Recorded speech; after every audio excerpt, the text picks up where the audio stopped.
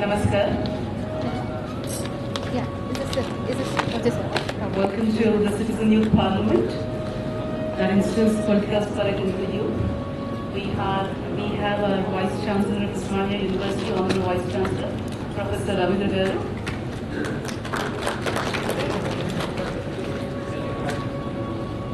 He's our President of the function for today's program.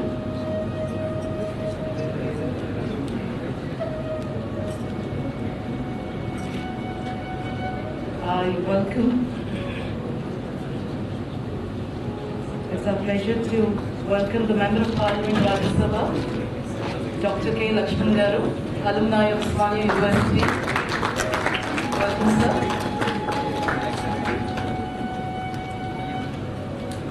Dr. Lakshman Garu is here, the alumni of Usmania University.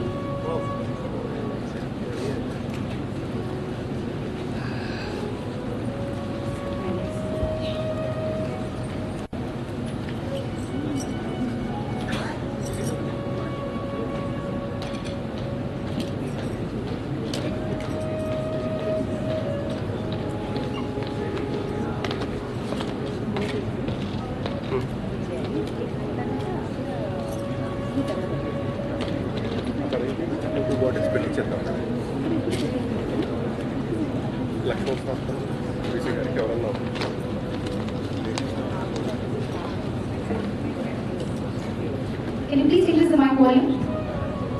The center mic, please. Thank you.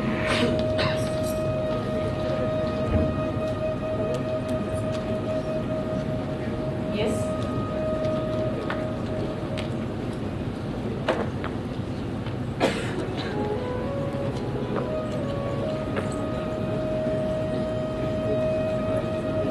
Is it audible?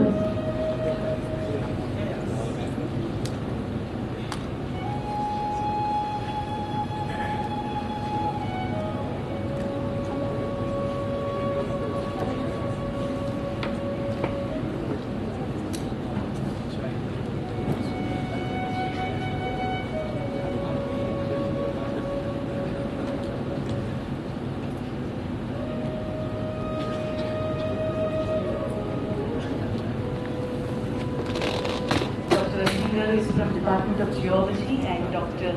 and Professor Ravindra Garu is from Department of Political Science. They both are from Usmania University.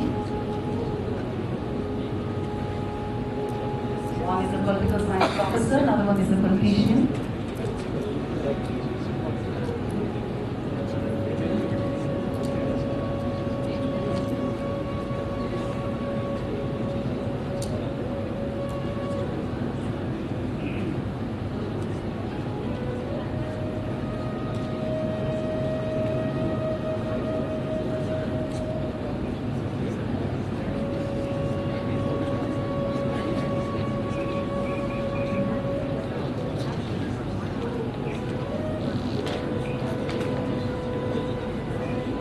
As a student, Dr. Lakshman Garu also joined ABVP of Usmania University in 1980s.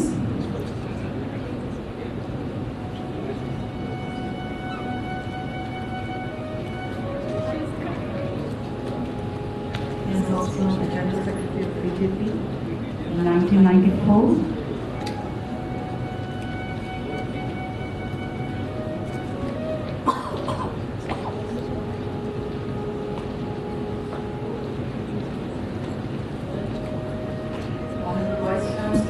Is the Honorable Vice Chancellor is the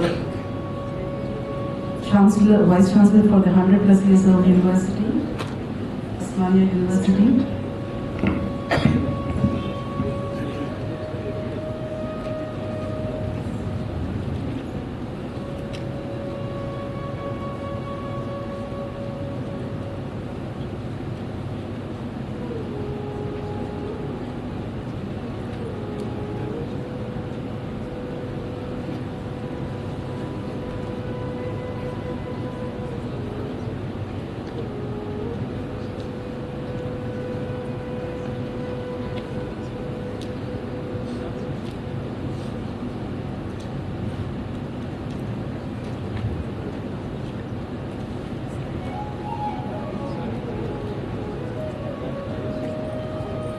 Dr. Lakshman Garu also served as the Deputy Floor Leader during the combined AP Legislative Assembly, and also in 2014 he was an MLA from the Murshidabad Assembly constituency. He was also the BJP Telangana State President, and he was also re-elected as the MLA in 2018. He is also the National President of BJP's OBC Morcha.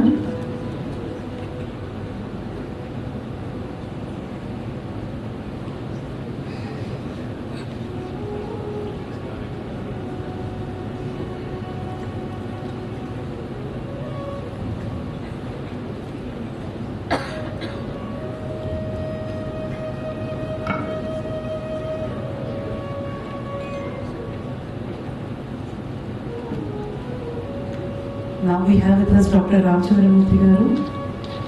Please welcome, sir. Who is an advisor on public policy to Government of Andhra Pradesh, a senior journalist,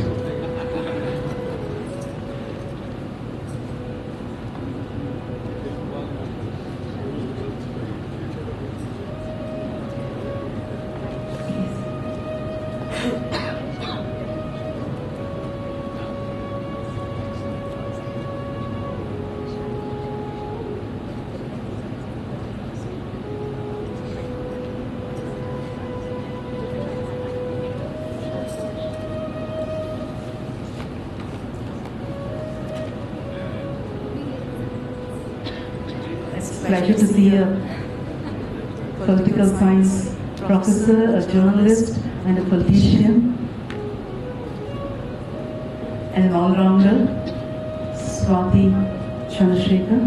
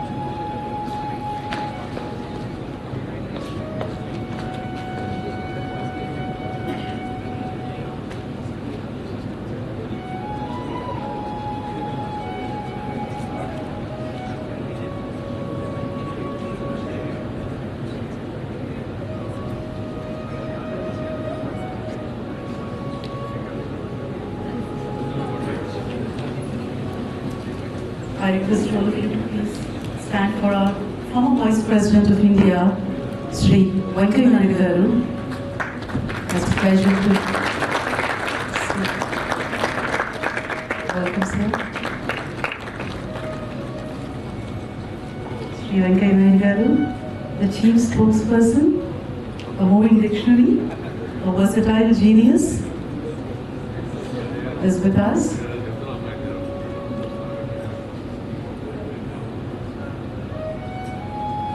Welcome, sir. Please take your seat.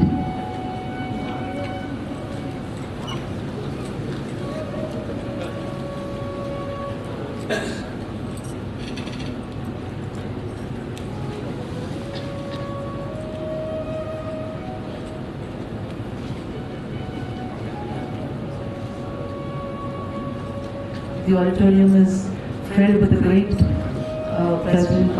former Vice President of India, Rajya Sabha MP, senior journalist, Vice Chancellor Usmania University. It's a very pleasure and a great moment.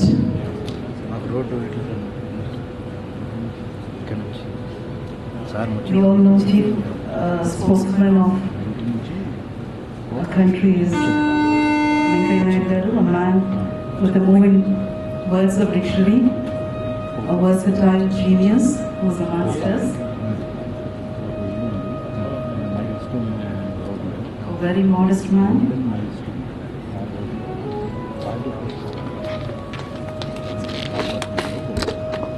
We always are grateful for you, sir, a living legend amongst all of us. That's great.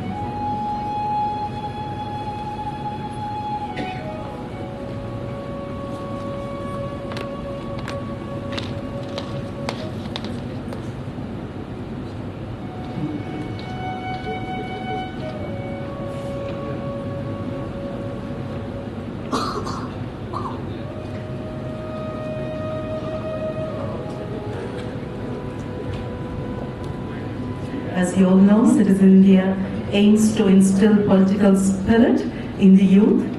With this concept of youth parliament, it is trying to lead the youth of South towards politics. And Citizen India is initiating innovative programs to increase interest in politics among the youth. It sensitizes the people of today that one can become a member of Indian Parliament. The main objective of Citizen India is to make the voice of the people of the southern region heard in the Parliament. As a part of that, the Youth Parliament was held in Bangalore, Madhya Pradesh and Uttar Pradesh. Citizen India's Youth Parliament is the right platform for those who are interested in joining politics. Through this program, one can know how it is the real Parliament. In this program, we can know the talents of the individuals and get an opportunity to participate also in the national level Youth Parliament in Delhi. The Citizen Youth Parliament is an event which gives a platform for many building parliamentarians. It's my pleasure to talk about the Citizen Youth Parliament, and we have the program for 3 days, 8th, 9th and 10th. The CEO of Citizens India is Ms. Swati Chandrasekhar, who is an all-rounder, a journalist,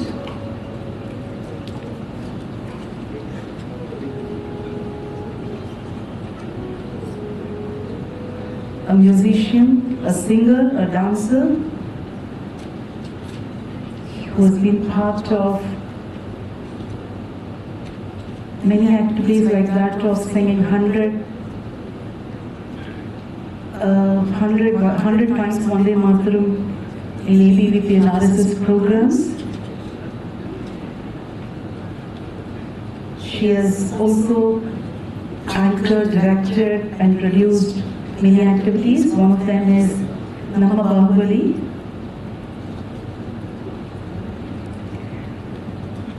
She, as a student, was an active participant with RSS wing, and she was also part of the team of National Conference of ABVP in Bangalore in 2010. She understood the importance of the South Instant. Yeah. Now we'll start formally. Namaskar, good morning. My name is Mavindu.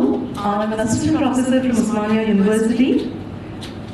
Citizen Youth Parliament, instilling political spirit in the youth. A very good morning to the chief guest of the program, Sri M. Venkaiah Naidu Garu, former Vice President of India and President of the function, Honorable Vice Chancellor Professor D. Ravindra Garu, Guest of Honor, Member of the Parliament, Rajya Sabha Dr. K. Lakshman Garu, Senior Journalist Dr. Ramachandra Murthy Garu, my dear guests, present media, and the students, we welcome you all.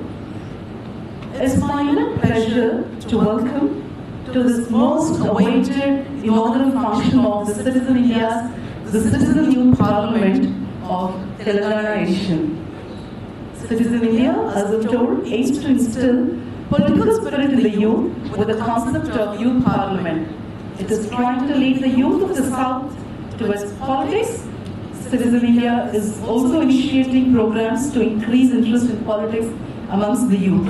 It sensitizes the people of today that one can become a member of the Indian Parliament. The main objective of this organization is to make the voice of people of the southern region here in the Parliament. As a part of that, the Youth Parliament is held in different parts of India. Citizen India's Youth Parliament is the right platform for those who are interested in joining politics. Through this program, one can know how it is in the real Parliament. In this program, we know how the talents and the opportunities one has can be shown even at the national level Youth Parliament in Delhi. On this occasion of inaugural function, I now invite the dignitaries and the speakers of today's function with a request to come into the podium. First, I request the chief guest of the function, former Vice President of India, Sri Venkaiah Naidu Garu, who has gained prominence as a brilliant orator who vigorously championed the cause of farmers, rural people, and the development of backward areas. Welcome, sir.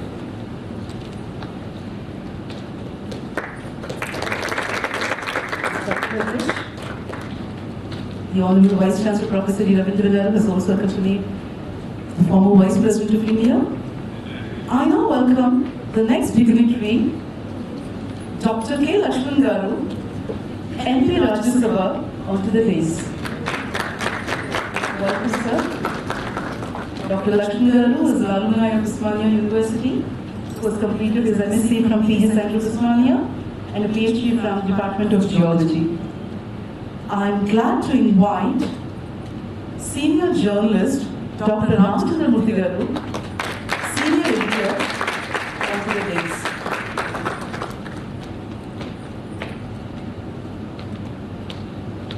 Welcome, sir.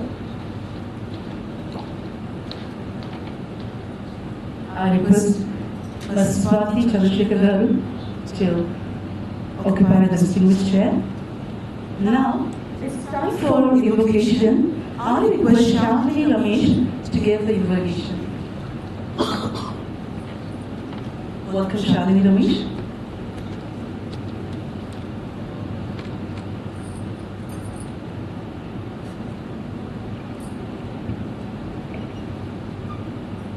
అందరికీ నమస్కారం.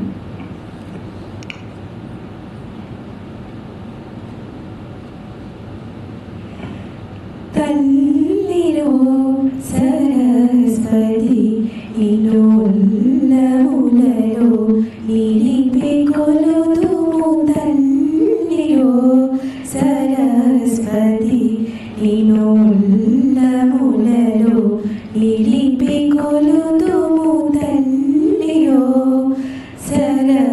सरस्वती शब्दमूलु मुत्यालवले नी पालवेल्लुवलोन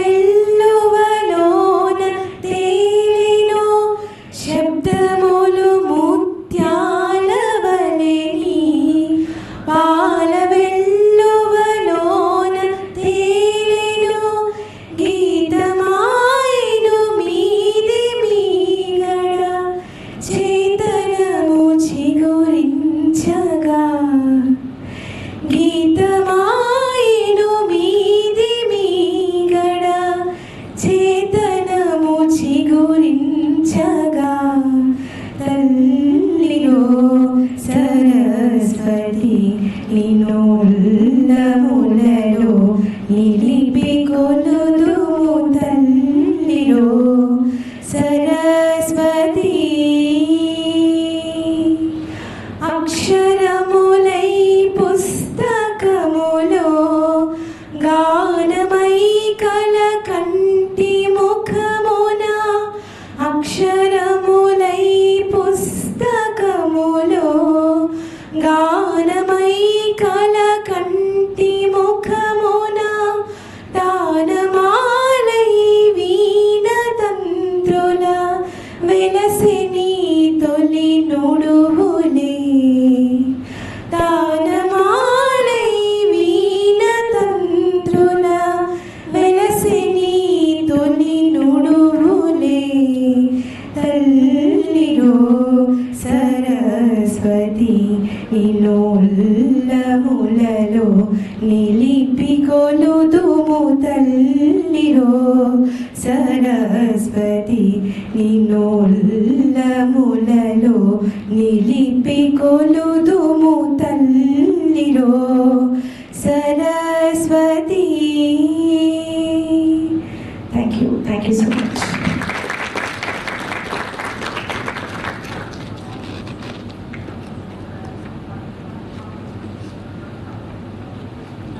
Definitely with your song, Goddess Saraswati has showered the blessings on all of us.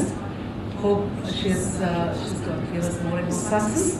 Now, I request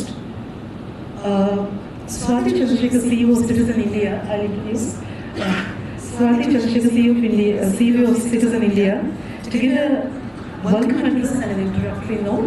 Before that, I take privilege in talking about Swati Chandrasekhar, who's joined ABVP as a student leader in 2009 and has delivered her responsibilities as Vidyarthi Pramukha followed by State Executive Member.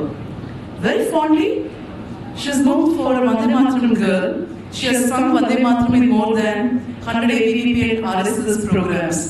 She has mobilized thousands of students to fight against injustices happening in Bangalore University, Vellore Technological University, and was instrumental in reducing the charges for students' bus pass in public transport. She was a core committee member of the organizing team of national conferences of now ABVP in Bangalore, and she actively took part in India Against Corruption movement. She has always been an active member of Samskara Bharati, the cultural wing of RSS. Being inspired by Deen Dayal Upadhyay's idea of integral humanism, she is associated with Deen Dayal Research Institute, New Delhi, for various projects including Jal Samskriti. She is trained Carnatic classical musician and also has trained in light music and cinema songs. She has sung in Tyagaraja Aradhana Tiruvayur in 2015, and she had the privilege of singing with the famous singers like Manoj Tiwari, Jay Prakash, and Mano. She has given concerts across the state and the country. Having trained under Pandit Birju Maharaj, she has always performed Kathak on various platforms. She has performed Kathak in the World Culture Festival organized by Art of Living in Delhi in 2015. She was the only journalist from Karnataka to participate in Mr. Donald Trump's media interaction. She was one among very few journalists to ask a question to Trump. She was the anchor, director and producer of Nama Bahubali, a very popular TV show in TV5 Kannada, and had completed 200 episodes. As a journalist, she covered Karnataka state election from ground interviewed top leaders of Karnataka. She was the first journalist to break the report of coalition of Congress and JDS in Karnataka. She gave the ground reporting for the Karnataka state elections and predicted that the Congress TDP coalition was going to lose. Covered 2019 union elections, traveled 12 states for ground reporting, written several articles and special reports for various Kannada newspapers. She is the founder and CEO of Citizen India, where she aims in creating awareness on South Indian culture, heritage and current affairs. She works intensively with a team of volunteers during COVID by distributing hot cooked meals to the slum dwellers every day for 50 days, and a state-level debater. She can speak very fluently the languages like Kannada, Telugu, Tamil, Hindi and English. It's my pleasure to welcome you, ma'am. The stage is yours. I request you to talk about the work.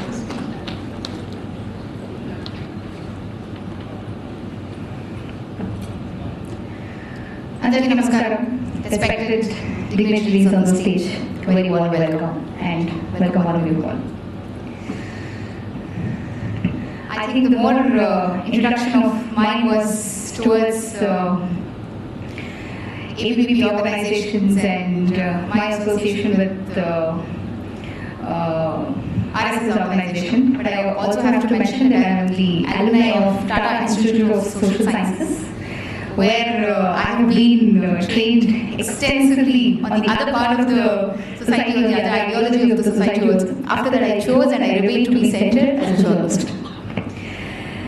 So, before I start about Citizen Youth Parliament, before I talk about Citizen India, I formally want to welcome all our dignitaries who are with us on the stage. I thought that I should address the meeting in Telugu, but my Telugu is quite a broken Telugu and I thought it's better I speak in English. I think the whole Citizen Youth Parliament has gained meaning right from the beginning, that is this inaugural function, by the grace and presence of Honorable Vice President Shri Venkaiah Naidu Garu. I have covered Parliament extensively. I have seen his speeches in the Parliament. I have seen him as a Vice President and also the Chairman of Rajya Sabha in the Parliament. I should definitely tell, I'm sure of people who have come here selected and who have been part of the political systems or political process or who are aspiring to be the next leaders, he has actually set a standard so high that I don't know who else again from the South India will actually try to meet the standard that he has set. This is something that I am trying to tell from bottom of my heart. I remember when Parliament, when my senior journalists were telling way back in 80s and 90s, so where there was a lot of Hindi domination or Maharashtra domination leaders across the Parliament, a strong voice from South was heard by Venkaiah Naidu Garu and P.V. Narasimha Garu. They have made the South to echo in Parliament, in the country and in the world. So I heartily welcome you to the event, sir. I request Honorable Vice Chancellor to please welcome him with a small token of welcome.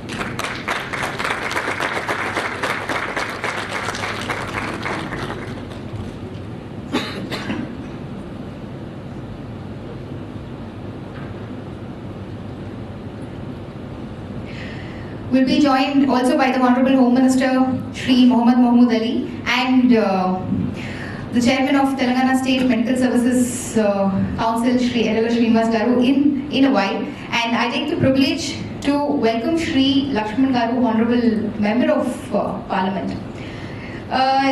Generally when I see his Parliament speeches, especially in Rajya Sabha, and of course when we had the interaction couple of days before, he very categorically mentioned, you know, we are the flag bearers of South India. If we keep quiet today, probably whatever we tried in the national interest 30-40 years back, we will have to be facing the punishment for that. This is the time, Swati, we need to wake up, we need to try to do something, and we need to show to this country that Southern India is, of course we are far more better than whatever the rest of India, but Southern India has a strong voice irrespective of whatever the parliamentary seats, the parliamentary share that North Indian or Hindi belt states are taking up today. So when we actually had a discussion, we were very clear, this is not something that's a divide between North and South, but this is a culmination of North and South which we are trying to create. Of course, he's trying to create through his speeches and his well-organized perspectives in the parliament and at the party lines also, and so as Citizen India. I heartily welcome you to this program, sir. I request Honorable VC to please welcome him with a welcome bouquet.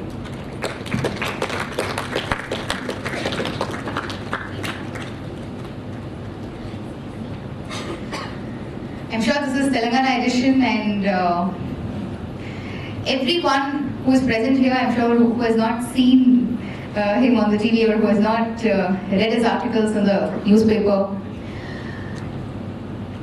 a journalist with 50 years of experience. This single word itself, yes, it was on this week. 50 years of experience.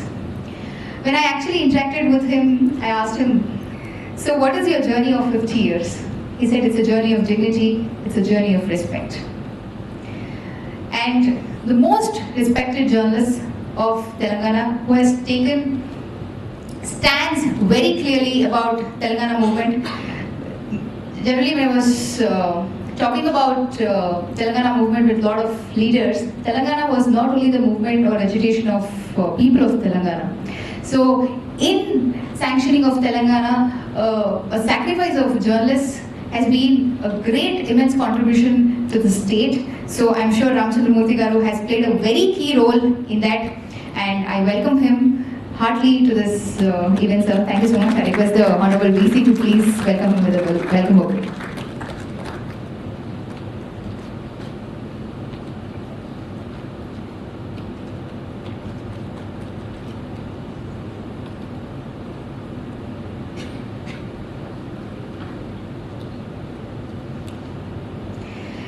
After this program, I was just interacting with one of my senior colleagues in Delhi. So we said we have an association with Osmania University.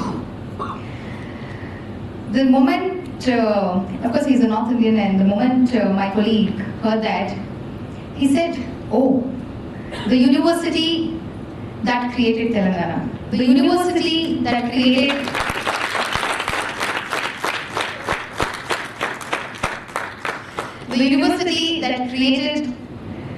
top leadership today who are ruling in Telangana. The university where sweat and blood has been sacrificed post-independence in this country, that is an Osmania University.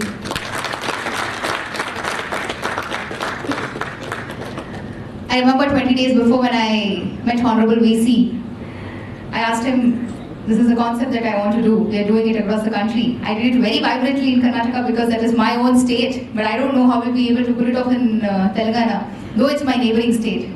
He said, why do you worry, we are here. Osmania University is here. He just did not take more than 2 minutes to even accept the association with Citizen India. He did not even ask, where are you from, what are you doing, what is the background. Of course, he had an introductory referral about me by one of the senior acquaintances of him, but he did not even take a second chance. He did not tell that probably I think I'll tell you tomorrow. So that is Honorable VC Professor Ravindra Garu for us, and I personally welcome him for the show.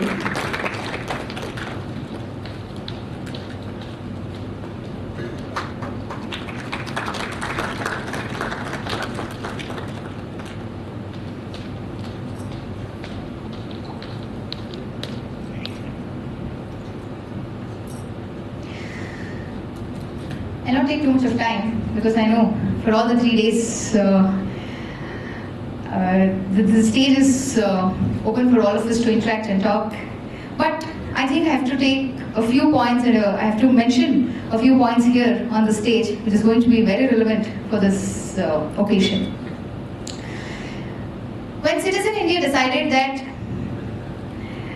a voice for South is required at a national level. अरे दक्षिण हमारे लिए भी देश है.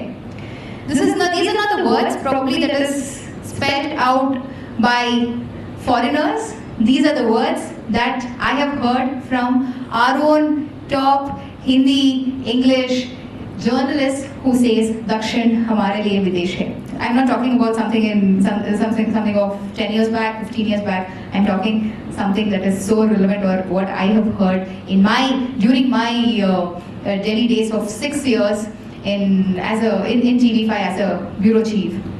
So that is when it struck to a few senior journalists and also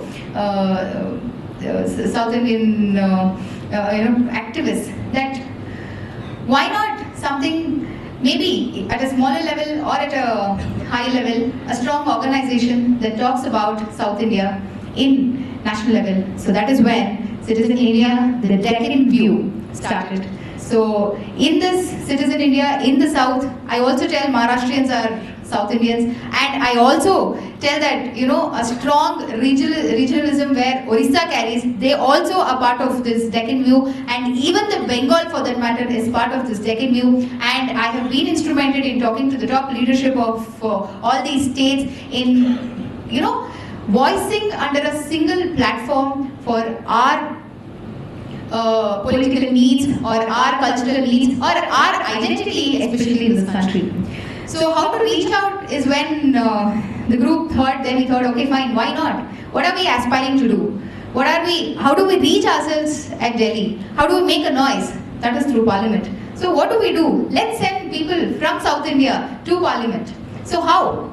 Let us, I don't know, maybe around 2%, 3% of the participants here who are present today, the parliamentarians here present today might be representing in Parliament tomorrow or Assembly tomorrow. But I'm sure once we complete this 3 days Parliament Youth Session and also get into the Delhi Parliament Youth Session, there is a spark in all of you that we have to fight for South, we have to be with South, and we have to keep the interest of South in Delhi. So that is what we are aiming at, and when we decided to do this, we got a very good response from Telangana. I'm sure, as I mentioned, post-independence, the state that made whole of the country look back towards it and mention that, see, this is how a freedom struggle is going to be, which you forgot probably 60 years ago, which you saw 60 years ago was Telangana. And I am so grateful for the people of Telangana for supporting us in this, and the youngsters of Telangana for joining us in this, applying us on this platform, and the 180 candidates who are selected here. From here, again, we'll be selecting 10% from here and taking them for the National Youth Parliament, which probably is supposed to be held in the month of February in Delhi. So, just last few words. Today, the policy makers have been just restricted for transfers of officers or election engineering, or trying to, solve the issues of drainage, pipelines, the electricity lines. But that is not, I think, parliamentarians are meant for. Okay, I understand. I know in today's scenario, every leader has to go through this. Right? When I enter water one day, they will call the MLA or the MP or the corporation councillor, but beyond that, the situation has arisen where we need to voice for the strong policies in this country and what Citizen India is aimed at doing in this country. So thank you, ladies and gentlemen, for giving me this opportunity. I welcome you all for this 3-day youth parliament session. So a lot more surprises, a lot more interesting things, a lot more discussions. And of course, 9 years of Telangana is a major discussion that we are having here in this forum today. And tomorrow we'll be tabling Uniform Civil Code Bill, but of course we will not pass it. And day after tomorrow, of course, my personal favorite bill, Women Reservation Bill, will be tabling, will be discussing, and will be passing the bill. So thank you one and all. Thank you. Thank you so much, CEO, Citizen India, Ms. Swati Chandrasekhar. Now, we'll have a traditional auspicial lighting the ceremonious lamp as a tribute to Mother Saraswati.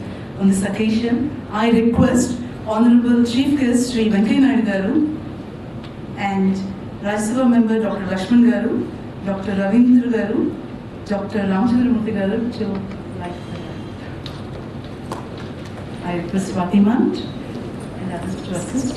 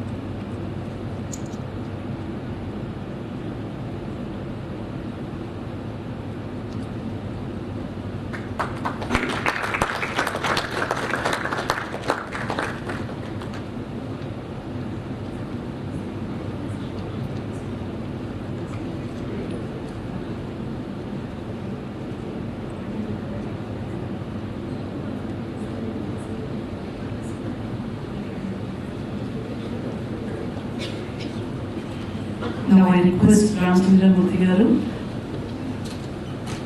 to give a sapling to CEO Swati Chandrasekhar Garu. Welcome, ma'am. We all learned a lot from you.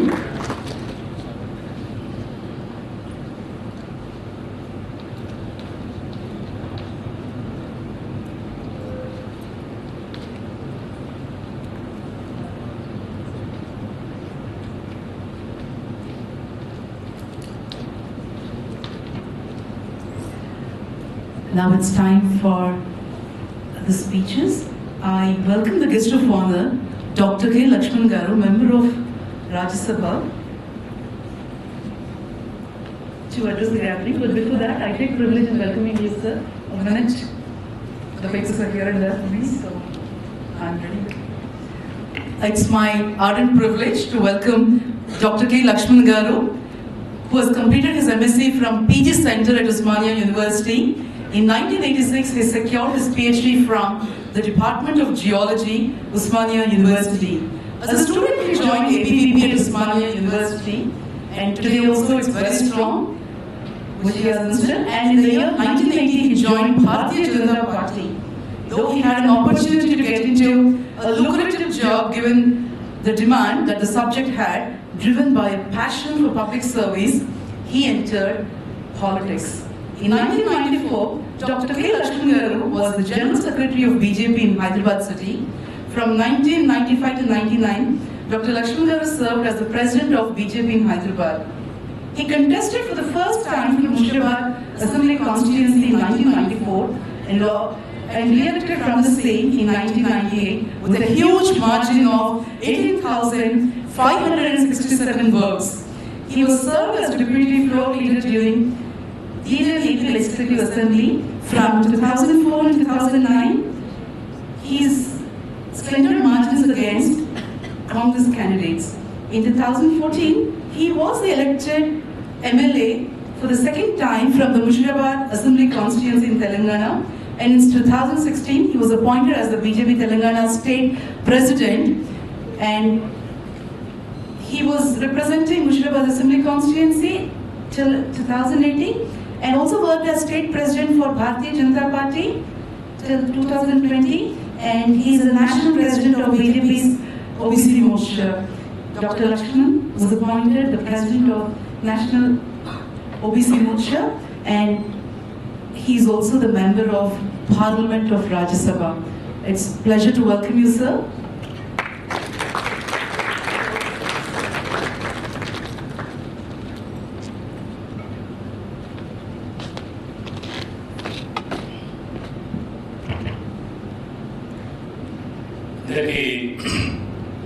నమస్కారం.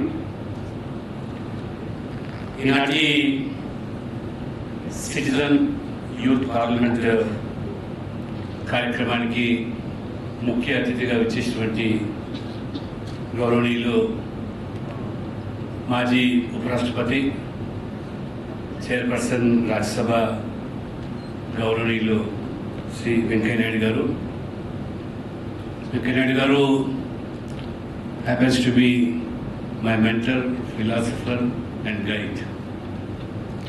వారు నేతృత్వంలో ఈ స్థాయికి మేము ఎదిగామంటే కూడా అనేక రాజకీయపరమైనటువంటి పాఠాలు వారి దగ్గర నేర్చుకున్నాం. ఈ కార్యక్రమంలో గౌరవ అతిథిగా వచ్చేసినటువంటి పెద్దలు గౌరవనీయులు సీనియర్ జర్నలిస్టు, తెలంగాణ వ్యాప్తంగా అందరికీ సుపరిచితులు doctor Ramachandramurthy garu, guest of honour ఈరోజు vice chancellor Osmania university.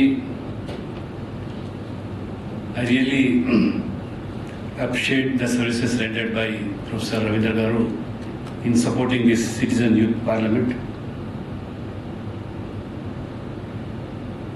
CEO Citizen India Swati Chandrasekhar Garu and future hope, future leaders of not only Telangana would be parliamentarians. In fact, future hope, future leaders and kante, I feel you are the leaders of today. చాలా సంతోషం. స్వాతి చంద్రశేఖర్ గారు citizen youth parliament ఈ యొక్క event దేశవ్యాప్తంగా నిర్వహిస్తూ upcoming young పొలిటీషియన్స్కు రాజకీయాల్లో విలువలతో కూడుకున్న రాజకీయాలు, commitment, dedication, discipline and devotion, ఇది రాజకీయాలు అవసరమని దక్షిణాది నుంచి వారు ప్రస్తావించినట్టుగా గొప్ప పార్లమెంట్ని తయారు చేయాలని ఒక సంకల్పంతో తలపెట్టినటువంటి ఈ సిటిజన్స్ ఇండియా డెక్కన్ వ్యూ తప్పకుండా సత్ఫలితాలు సాధిస్తున్నది. ఈనాటి ఈ జనరేషను రాజకీయాలంటే అదొక కలుషితమైనటువంటి రంగంగా, మోస్ట్ కరప్ట్ ప్రాక్టీసెస్ అవలంబించేటువంటి ఒక క్రీడగా వివరించే పరిస్థితులు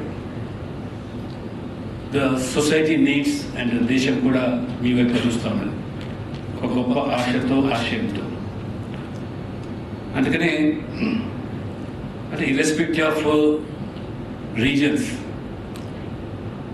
you are proud to be called as Indians. కాబట్టి మొదటగా irrespective of our caste, creed, region, religion, language, we are all Indians అనేటువంటి భావనతో మనం పనిచేయాల్సిన అవసరం ఉన్నది. And India suppose to be the largest democratic country in the world. Bharat that is the mother of democracy. ఒక గొప్ప రాజ్యాంగాన్ని మనకు ఈ దేశం కల్పించింది. ఆ రాజ్యాంగ విలువలను పాటిస్తూ ఏ రకమైనటువంటి ప్రజాస్వామిక దేశం కోసం, నిర్మాణం కోసం, సమాజంలో అసమానతల నిర్మాణం కోసం మనము ఏ విధంగా పనిచేయాలి. మీ అందరూ కూడా ఒకసారి పూజ్య బాబూజీ కన్నటువంటి కళలు, రామరాజ్యం ద్వారానే రామరాజ్యం సిద్ధిస్తుందని. మీరందరూ కూడా I appeal all the young would be parliament to reach out to the villages first. ముందు గ్రామాలను, పల్లెలను అధ్యయనం చేయండి. పల్లెల్లో జీవన విధానాలు, ఏ వృత్తుల మీద ఆధారపడి జీవిస్తున్నారో ఆ శ్రమజీవులు ఈ దేశ సంపద సృష్టిలో ప్రధానమైనటువంటి కారకులు. వారి యొక్క జీవన శైలి ఆ రకంగా అర్థం చేసుకొని, తద్వారా ఈ 70 సంవత్సరాల స్వాతంత్ర దేశంలో ఈరోజు wide gap between the rural and urban widening, దాన్ని ఏ రకంగా మనం ఈ యొక్క గ్యాప్ తగ్గించే ప్రయత్నం. The gap between the rich and poor, the gap between the haves and have nots, the gap between privileges and under privileges, ఈ రకమైనటువంటి వ్యత్యాసాలు తొలగింపులో మన పాత్ర ఏ విధంగా ఉండాలి, ఏ రకమైనటువంటి ఆలోచన విధానాలతో ఈ రాజ్యాంగానికి లోబడి మార్పులు తీసుకురావాలి, అవసరమైనటువంటి చట్టాలు ఏ రకంగా తీసుకురావాలి. ఈ తెలంగాణ రాష్ట్రం మీ అందరూ తెలుసు, అనేక మంది మహనీయులను సృష్టించినటువంటి ఈ ప్రాంతం. మొదటి స్వాతంత్ర ఉద్యమంలో అయితేనే కానివ్వండి, లేదా తెలంగాణ తొలిదశ ఉద్యమంలో, తెలంగాణ మలిదశ ఉద్యమంలో, ఆ మధ్యలో మనకు ఆ నిజాం పరిపాలన, ఇక్కడ ఉన్నటువంటి అనేక మంది త్యాగదనులు స్వాతంత్రం కోసం, ప్రజాస్వామ్య విలువల కోసం, ప్రజాస్వామ్యం కోసం ఏ రకంగా వారు ఆహుతులైనారు. వాళ్ళను ఒకసారి మనం ప్రేరణగా, స్ఫూర్తిగా తీసుకోవచ్చు. ఇంత గొప్ప రాష్ట్ర నిర్మాణ ఉద్యమంలో ఏ రకమైన పాత్ర విద్యార్థులు, యువకులు, ఉద్యోగులు, చివరికి కుల వృత్తుల మీద జీవించేటువంటి పేద వర్గాలు సైతం ఒక అపురూపమైనటువంటి సమ్మెకు తెరలేపి ఆ కుల వృత్తులు మానుకొని బస్తు నుండి ప్రజాస్వామిక పంతాల్లో ఏ రకంగా తెలంగాణ రాష్ట్రాన్ని తీర్చిదిద్దుకున్నామో, అదే తరహాలో ఆ నిజాం యొక్క నిరంకుశ పాలన ఏ రకంగా ఆ భారతదేశాల్లో ఈ ప్రాంతాన్ని అరెస్టోల్ హైదరాబాద్ స్టేట్ విలీనం చేయమని చెప్పి ఏ రకంగా ముందుకేసుకొని ఆ రోజు ఒక ప్రత్యేక దేశంగానూ పాకిస్తాన్లో కొనసాగుతామని చెప్పి ఆనాడు మరి ఆ యొక్క నిజాం వివరించినటువంటి నిరంకుశ తత్వానికి వ్యతిరేకంగా తెలంగాణ సమాజం ఎదురొడ్డి ఏ రకంగా మరి నిలబడదో, ఆ యొక్క జలియన్ వాలా బాగ్ కల్పించే రీతిలో మరి ఏ రకంగా పరకాల లాంటి ఉద్యమాలు, బైరాన్పల్లి లాంటి ఉద్యమాలు, దానికి అసూలు వాసినటువంటి అనేక మంది ఉద్యమకాలు తయారు చేసినటువంటి ఈ రాష్ట్రం ఇది. చాకలి అయ్యమ్మ, తుర్తి కొమరయ్య, కొమరం భీం, షోగుల్లా ఖాన్ ఒక ప్రముఖమైనటువంటి జర్నలిస్ట్, ఇమ్రోజ్ పత్రిక నడిపి ఆ రకంగా నిజాం వ్యతిరేకమైనటువంటి పాలన కొనసాగించారు. చివరికి సర్దార్ వల్లభాయ్ పటేల్, ఈరోజు మనము అందరం కూడా భారతీయులుగా చలామణి అవుతున్నాము, భారత పౌరులుగా కొనసాగుతామంటే బట్ ఫర్ సర్దార్ వల్లభాయ్ పటేల్ యొక్క చొరవనే ఆ సాధ్యమైన గొప్ప చరిత్రను మనం విస్మరించకుండా వారి యొక్క స్ఫూర్తితోని, వారి యొక్క ప్రేరణతోని ఏ రకంగా మనం తెలంగాణ రాష్ట్రాన్ని సైతం సిద్ధించుకున్నాము. ఎటువంటి మరి హింసకు తాగలేదు. ఉస్మానియా యూనివర్సిటీ కేంద్రంగా ఉద్యమానికి తెలియనటువంటి ప్రభుత్వ లేదా పాలకుల యొక్క జాప్యాల వల్ల కొన్ని వందల మంది హౌతులైనటువంటి విద్యార్థులు, యువకులు. కానీ ఈ యొక్క మనం గడ్డ మర్చిపోదు. కాబట్టి ఉద్యమాలకు పెట్టింది పేరుగా తెలంగాణ ప్రఖ్యాతి కాల్చింది. కాబట్టి వారి జీవిత చరిత్రను, వారి త్యాగాన్ని స్ఫూర్తిగా తీసుకొని రాబో రోజుల్లో ఒక గొప్ప తెలంగాణ నిర్మాణం కోసం ఒక పార్లమెంటరీగా రాణించాల్సిన అవసరం ఉందని నేను ఈ సందర్భంగా ప్రస్తావిస్తూ ఇవాళ వి ఆల్ ఫీల్ ప్రౌడ్. మన దేశం ఏ రకంగా ఇవాళ గొప్పగా రాణించబడుతుంది. ఇటీవల చూసాం ఏ రకంగా G20 సమావేశాలు ఘనంగా గర్వంగా జరుగుతుంది. మన సంస్కృతి సాంప్రదాయాలు ఉట్టిపడే రీతిలో మన ఆహార అభిరుచులు కూడా మొత్తం ప్రపంచానికి చాటి చెప్పారు. ఈ మధ్యలో చంద్రయాన్ 3 ఏ రకంగా మన శాస్త్రవేత్తలు ఈ దేశానికి ఏ రకంగా గొప్ప ప్రఖ్యాతిని కాంచుతారు.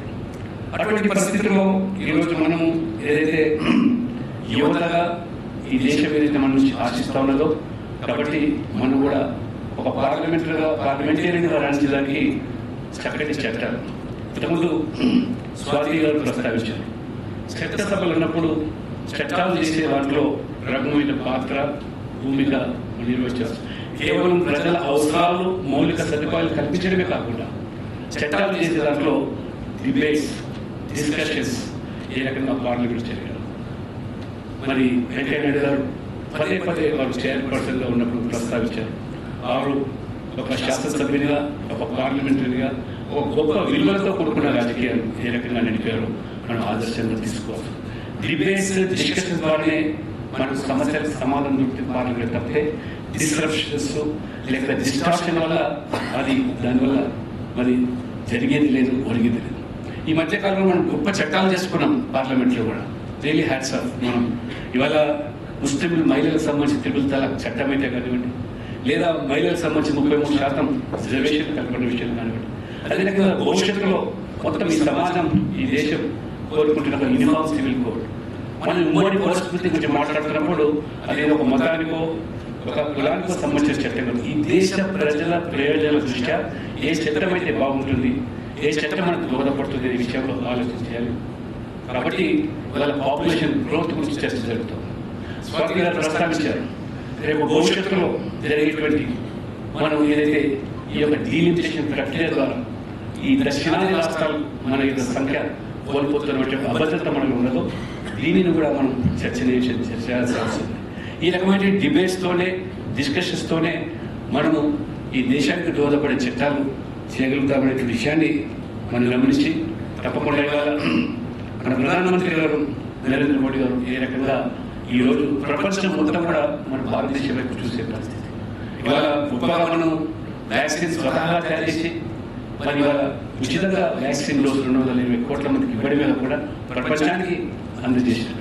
ఇవాళ ప్రపంచ దేశాలు ఏదైనా సమస్య వస్తే మన దేశం వైపు చూసే పరిస్థితి రాలేదంటే మనం ఇవాళ నేను గొప్పగా భావిస్తున్నాం. కాబట్టి మరి ముఖ్యంగా యువత ఏ రకంగా ఇవాళ ప్రధానమంత్రి గారు కోరుకుంటున్నట్టుగా చదువుకున్నట్టు యువత రాజకీయాల్లో కూడా రావాల్సి వస్తుంది. ఇవాళ కేవలం ఉద్యోగాల కోసం వెంపలాడేటువంటి యువత కాదు, దాంతోపాటు ఉద్యోగాలు కల్పించే సంస్థ కాదు. I don't want any youth of this country to become job seekers. I want the youth of country to become job creators. ఏదైతే వాళ్ళ సంకల్పంతో నరేంద్ర మోడీ గారు చేస్తున్నారు, మీరు ఆ దిశలో అడుగులు వేస్తూ ఆ బాటలో నడుచుకుంటూ తెలంగాణకు ఉన్న గొప్ప సంస్కృతిని చాటి చెబుతూ భావితరాలు మరి ఈ యొక్క మీ పాత్రను గుర్తించే రీతిలో నేను ఈ సందర్భంగా ఇంతకుముందు కూడా వైస్ ఛాన్సలర్ రవీంద్ర గారితో మరి విజ్ఞప్తి చేశాను. Not only the youth parliament కాదు, even Telangana requires youth assembly. ఎందుకంటే ఇవాళ స్వాతి గారు దేశవ్యాప్తంగా పార్లమెంట్ ఒక గొప్ప అసెంబ్లీలో చట్టాలు చేసేటువంటి ఇవాళ శాసనసభ్యులు కూడా తెలంగాణలో వస్తారు. ఎందుకంటే విలువలతో కూడుకున్న రాజకీయాలు పూర్తిగా ఇవాళ విస్మరించి ఇవాళ I feel to be college product of Osmania university.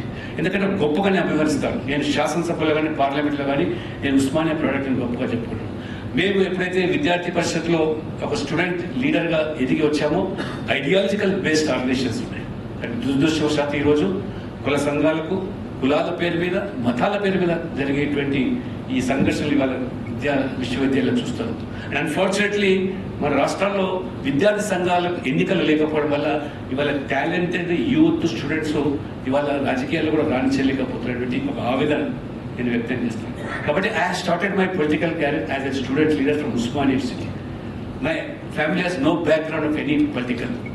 రాజకీయ వారసత్వంతో వచ్చినటువంటి వ్యక్తిగా కాకుండా విలువలతో కూడుకున్న రాజకీయాలు దేశభక్తితో జాతీయ భావనతో కొనసాగిన విద్యార్థి పరిషత్లో సభ్యునిగా చేరి అంచెలంచెలుగా ఇవాళ అనేక మంది వాళ్ళను స్ఫూర్తిగా ప్రేరణగా తీసుకొని ఈరోజు ఐ ఫీల్ ప్రౌడ్ ఒక చిన్న తెలంగాణ రాష్ట్రం నుంచి supposed to be the first Rajya Sabha member from Uttar Pradesh, supposed to be the largest state in the country. ఇది మా పార్టీ, మా నాయకత్వం వాళ్ళు ఏ రకంగా గుర్తించి ఒక సామాన్య కార్యకర్తకు ఈ స్థాయికి ఎదగాలంటే but for your dedication, devotion, commitment, your ideology అంతే తప్పితే కానీ వారసత్వ రాజకీయాలు, కుటుంబ రాజకీయాలకు తావులేదనే విషయాన్ని కూడా మీరు గమనించాల్సి వస్తుంది. కాబట్టి ఈ ఆలోచనతోని రేపు ఇవాళ మన తెలంగాణ అసెంబ్లీలో కూడా ఒక గొప్ప ఆణిముత్యాలకి శాసనసభ్యులు ఆలోచించాల్సిన అవసరం. ఇవాళ భాషా ప్రయోగం కాదు, ఇవాళ న్యూస్ కోసం మాట్లాడేటువంటి సంచలనమైనటువంటి వార్తల కోసం కాదు, భాష ఉపయోగించడంలో కూడా మరి చక్కటి భాష ద్వారా మనం ఇవాళ ఏదో న్యూస్ హెడ్లైన్స్ రావడానికి మనము అసభ్య పదజాలను ఉపయోగించినంత మాత్రాన ఇట్ ఇస్ ఓన్లీ షార్ట్. అనేక సార్లు మాకు చెప్తా ఉంటారు, there are no shortcut methods in politics. మీరు ఖచ్చితంగా మీరు ఒక డెడికేషన్తో నమ్మిన సిద్ధాంతంకు కట్టుబడి పనిచేస్తూ ముందుకు పోతేనే సాధ్యం తప్పితే ఏదో సెన్సేషన్ కోసమో ఏదో మాట్లాడి వార్తల కోసం మాట్లాడితే అది క్రెడిబిలిటీ కాదు. కాబట్టి ఆ కోణంలో మీరు కూడా ఈ రాజకీయాల్లో కూడా విలువలతో కూడుకున్న రాజకీయాల కోసం మీరు తెలంగాణలో అటువంటి రాజకీయాలు ఇవాళ అన్ఫార్చునేట్లీ దక్షిణాదిలో రాజకీయాలంటే ఈ యొక్క డబ్బుతో ముడిపడిన రాజకీయం, ఎలక్టోరల్ పాలిటిక్స్ ప్రధానంగా తెలంగాణ, ఆంధ్రప్రదేశ్, తమిళనాడు ఏదైనా కానీ ఇవాళ డబ్బుతో రాజకీయాలు ముడిపెట్టడం అనేది భావ్యం కాదు. కాబట్టి ఇవాళ అందుకనే ఈ యొక్క అక్రమ సంపాదననే రాజకీయాలను శాసిస్తున్నటువంటి భావాలను తొలగించే రీతిలో మీరు నమ్మినటువంటి భావజాలంతో, సిద్ధాంతాలతో ప్రజలు మార్పు తీసుకురావడానికి, సమాజంలో కూడా మార్పు తీసుకురావడానికి ఒక చైతన్యవంతమైనటువంటి యువతగా ముందుకు వస్తారని చెప్పి నేను ఆశిస్తూ ఆ దిశలో అడుగులు వేస్తున్నటువంటి మరి ఈ యొక్క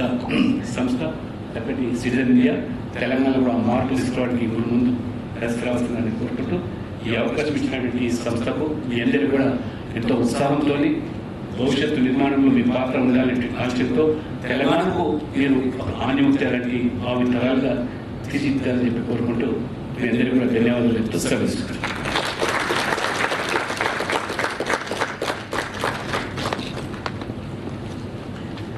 Thank you so much, Dr. K. Lakshman Garu. It was definitely a take back home.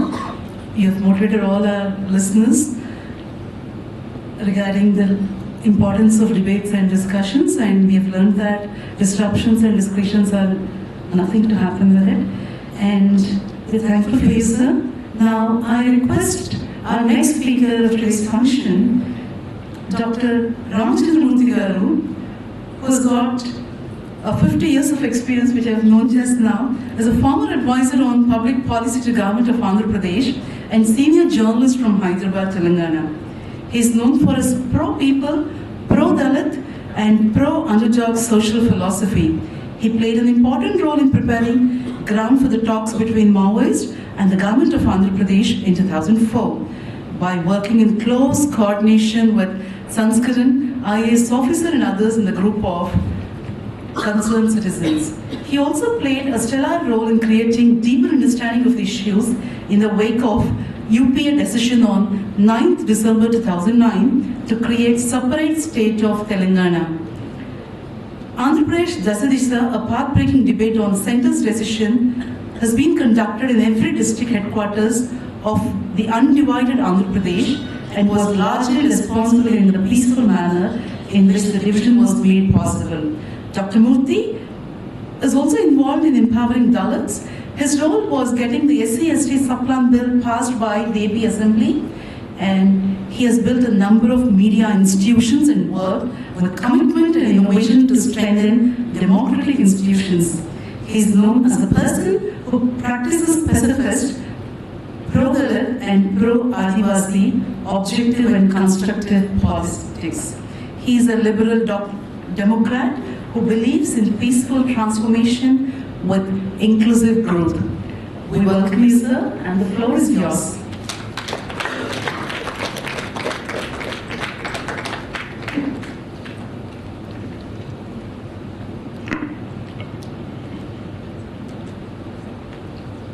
పెద్దలు వెంకయ్యనాయుడు గారు, లక్ష్మణ్ గారు, రవీంద్ర గారు, స్వాతి గారు, సభలో ఉన్న యువతి యువకులు అందరికీ నమస్కారం. ఇటువంటి కార్యక్రమాన్ని ప్రారంభించడానికి దేశంలో ఎవరికైనా అర్హత ఉందంటే అది వెంకయ్యనాయుడు గారికి ఉంది. ఎందుకంటే ఆయన దేశ ఉపాధ్యక్షుడిగా, ఉపరాష్ట్రపతిగా, రాజ్యసభ అధ్యక్షుడిగా ఉన్నారు. రాజ్యసభ అంటే అత్యున్నత సభ, ఎజెస్ హౌస్, దాన్ని అద్భుతంగా నడిపించారు. అంతేకాకుండా మీ అందరూ పుట్టక ముందు 1978లో వెంకయ్యనాయుడు గారు, జయపాల్ రెడ్డి గారు యువ ఎమ్మెల్యేస్గా అసెంబ్లీలో చదవకపోతుంటే చూసేది నాకు వచ్చింది. అదే సభలో మా రాజకీయ గురువు కృష్ణపల్లి సుందరయ్య గారు కూడా ఉన్నారు. అంటే గొప్ప రాజకీయ అనుభవం, పార్లమెంటరీ అనుభవం ఉన్న వ్యక్తిని ఈ ఇనాగరేషన్కి పిలిచినందుకు స్వాతి గారిని అభినందిస్తున్నాను.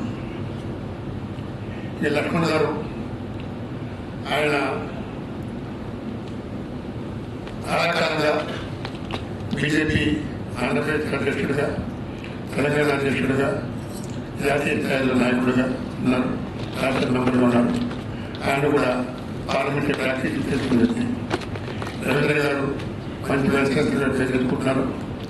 ఆయన ఈ వాటి డెమోక్రసీ అంటే ఏంటంటే debate is essence of democracy. Telangana ఉద్యమం మంచి ఊపిలో ఉన్న రోజుల్లో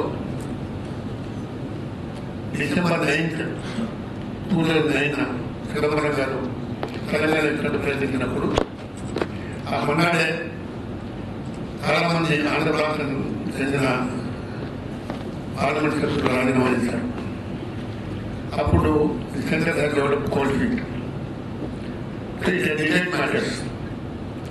అప్పుడు రెండు ప్రాంతాల వాళ్ళు ఒకరి మీద ఒకరు ఎడిట్ చేసుకున్నారు, ఒకటి మాట ఒకటి మీద ప్రశ్నించలేదు. అప్పుడు 28th December 2009లో ఇక్కడ జూబ్లీ హాల్లో ఆంధ్రప్రదేశ్ దశాధిష్టాన కార్యక్రమాన్ని పెట్టాను. అప్పుడు అసెంబ్లీ ఉండేవాడిని. అది చాలా అద్భుతంగా సక్సెస్ అయింది. అన్ని ప్రాంతాల వాళ్ళు వచ్చారు. తులసిరెడ్డి గారు ప్రారంభించారు, జయశంకర్ గారు చూపించారు, చాలామంది వచ్చారు. అప్పుడు ఒక సభ్యురాలు వెంకటరత్న గారు, మీరు హైదరాబాద్లో తాతపల్లి ఎవరు చేశారు, మీరు ఆంధ్రాలో చేయగలరా అన్నారు. అప్పుడు అక్కడే ప్రకటించాను. అంటే ఇది ఆదివారం, వచ్చే ఆదివారం విశాఖపట్నంలో, ఆ ఆదివారం విజయవాడ తిరుపతిలో, ఆ ఆదివారం విశాఖపట్నంలో, ఆంధ్రాలో విజయవాడలో, ఆంధ్రాల వరంగల్లో వస్తానని చెప్పాను. అట్లా ప్రతి జిల్లా కేంద్రంలో ప్రతి ఆదివారం నాడు ఈ చర్చ పెట్టాం. తెలంగాణ ఉద్యమం మంచిగా కాదా, తెలంగాణ ఎవరితో అవసరం లేదా. ఆ చర్చలో ఆ ఫార్మాట్లో ఉన్న కొత్తగా ఏంటంటే తెలంగాణలో సభ జరిగినప్పుడు ఆంధ్రాలో మేధా వచ్చి ఇక్కడ తెలంగాణ ఉద్యమం ఎందుకు అనవసరమో, సమైక్యంగా ఎందుకు అవసరమో మాట్లాడతాడు. అరే మాట్లాడు విన్నాను, ఇంకా తాగొస్తున్నా సరే విన్నాను. అట్లాగే ఆంధ్రాలో సమాజం జరిగినప్పుడు తెలంగాణకు మేధా వెళ్ళి తెలంగాణ ఉద్యమం ఎందుకు వస్తుందో మాట్లాడు. ఎంత బాగుందో తాగొస్తున్నా కూడా నిశ్శబ్దంగా వినాలి. అది నిబంధన. అట్లా రవీంద్ర గారు తెలంగాణ తరఫున, తెలంగాణ మేధావి తరఫున అనంతపురం వెళ్ళారు. అట్లా చాలామంది చుక్కరావు గారు విజయవాడ వచ్చారు. అట్లా గోపి గారు హైదరాబాద్ వచ్చారు. అట్లా ఆంధ్ర నుంచి ఇక్కడికి రావడం వల్ల తెలంగాణ వాళ్ళు తెలంగాణని కోరుకుంటున్నారు, సీమాంధ్ర వాళ్ళు తెలంగాణ చెప్తున్నారు, తెలంగాణ కోరుకుంటున్నారు. తెలిసింది ఆ చర్చ జరపాలని ఉద్దేశం. ఒకటి మనసులో ఏముందో ఇంకోటి తెలియాలనే ఉద్దేశంతోనే చర్చ జరిపాం. ఆ ట్రెడిషన్ కంటిన్యూ కాలేదు. దురదృష్టవశాత్తు తెలంగాణ వచ్చిన తర్వాత చర్చ ఆగిపోయింది. అది రాజకీయాల్లోకి పోను కానీ ఆ చర్చ జరగాలి. ఆ చర్చ జరగాలనే ఉద్దేశంతోనే మిమ్మల్ని ఫ్యూచర్ పార్లమెంటేరియన్స్ కూడా ఉద్దేశంతో సార్ గారు ఈ కార్యక్రమాన్ని ఏర్పాటు చేశారు. ఇవాళ రేపు డబ్బుల వాళ్ళదే రాజకీయం. Elections have been made prohibitively expensive. ఇప్పుడు టికెట్లు ఎన్నికలు జరుగుతున్నాయి. తెలంగాణలో రేపు ఎల్లుండో నోటిఫికేషన్ వస్తుంది. అందరు టికెట్లు ఫైనల్ చెప్తున్నారు. టికెట్ కాలేసినప్పుడు అభ్యర్థి అడిగేది మొదటి మాకేంటంటే ఇది ఎంత పెట్టుకోగలం 10 కోట్లు పెట్టుకోగలం 30,000 కోట్లు పెట్టుకోగలం అసెంబ్లీ స్థానానికి 30 కోట్లు 50 కోట్లు ఖర్చు చేస్తున్న రోజులు ఇవి. మరి మీలాంటి వాడు ఎంతమంది రాజకీయాలు ఉండగలరు, రాజకీయాలకు ఆలోచించగలరు. అయినా సరే ఇటువంటి పరిస్థితున్నా సరే ఈ రాజకీయాలు ఆసక్తి చూపించి పార్లమెంటరీ ప్రాక్టీస్ తెలుసుకోవాల్సి వచ్చేందుకు మిమ్మల్ని మనస్ఫూర్తిగా అభినందిస్తున్నాను. ఉండవు ఇంత దుర్భర స్థితిలో కూడా మంచి నాయకులు ఉన్నారు, నీతి నియమాలు పాటించే వాళ్ళు ఉన్నారు. అట్లాంటి వాళ్ళ సంఖ్య పెరగాలని, అటువంటిప్పుడు ఇలాంటి వాళ్ళకి అవకాశం రావాలని కోరుకుంటున్నాను. పార్లమెంట్ అంటే పార్లమెంట్ కానీ అసెంబ్లీ కానీ చట్టాలు చేసే సభలు. చట్టాలు ఇప్పుడు ఎట్లా జరుగుతున్నాయి? ప్రతిపక్షం గొడవ జరుగుతుంది, వాదన జరుగుతుంది, దాని తర్వాత అధికార పక్షం చట్టాలు ఆమోదిస్తుంది. అది ఆంధ్రప్రదేశ్ అసెంబ్లీలో ఉంటే, తెలంగాణ అసెంబ్లీలో ఉంటే, లోక్సభలో కూడా అంతే. అంటే ప్రతిపక్షాలు హోమ్ మినిస్టర్ గారికి స్వాగతం. అవి ఉపరాయి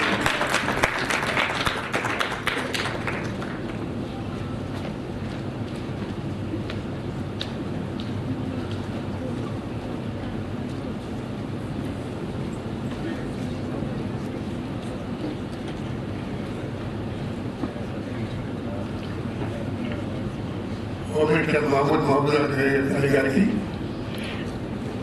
కర్ణాటక శ్రీనివాస్ గారికి స్వాగతం. అయ్యా, ఇప్పుడే తెలంగాణలో జరగబోయే ఎన్నికల గురించి మాట్లాడుతున్నాను. ఆ తెలంగాణ ఎన్నికల్లో పాల్గొనాలంటే ఎటువంటి పరిస్థితులు ఉన్నాయి, అభ్యర్థులకు ఎటువంటి క్వాలిఫికేషన్ ఉంటారని మాట్లాడుతున్నాను. చదువు ఉండాలి, దాంతోపాటు డబ్బు కూడా ఉండాలనుకోండి.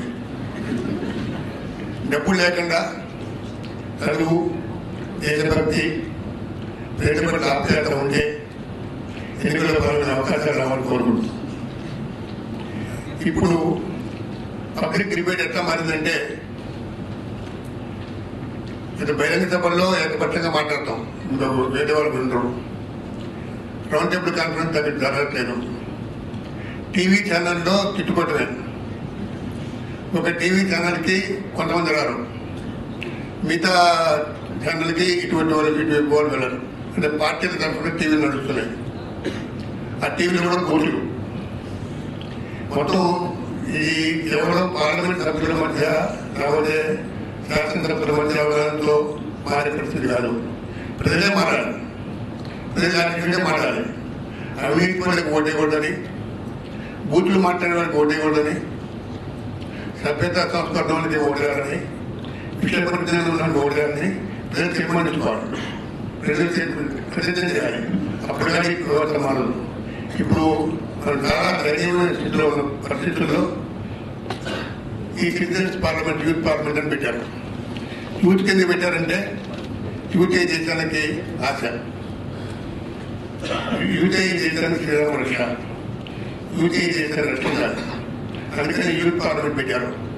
40 లోపు వాళ్ళు ఈ ప్రాక్టీస్ గమనించి, పార్లమెంటరీ ప్రాక్టీస్ గమనించి ఎట్లా ఆదర్శ పార్లమెంటేరియన్స్గా, ఆదర్శ లెజిస్లేటర్స్గా ఎట్లా ఎదుగుతారో ఆలోచించి మీరు ఆ విధంగా కృషి చేయాలని, ఏదో ఒక రోజు డబ్బులతో ప్రమేయం కదా, కేవలం దేశభక్తి, ప్రజల పట్ల విశ్వాసం, ఒక ప్రజాస్వామ్యంలో మనకు పూర్తిగా నమ్మకం ఉన్న వాళ్ళకి అవకాశాలు వస్తుందని ఆశిస్తూ సెలవు.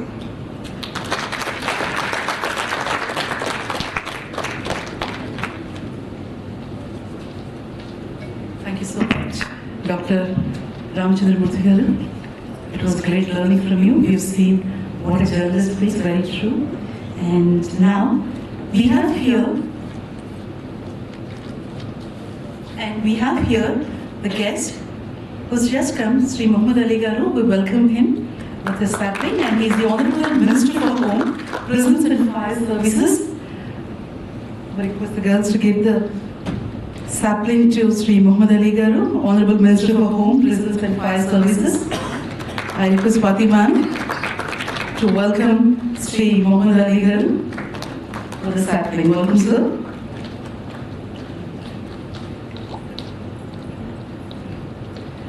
I request Swati ma'am also to give the sapling to the Chairman, Telangana State Medical Services and Infrastructure Development Corporation, Dr. Erula Srinivas garu.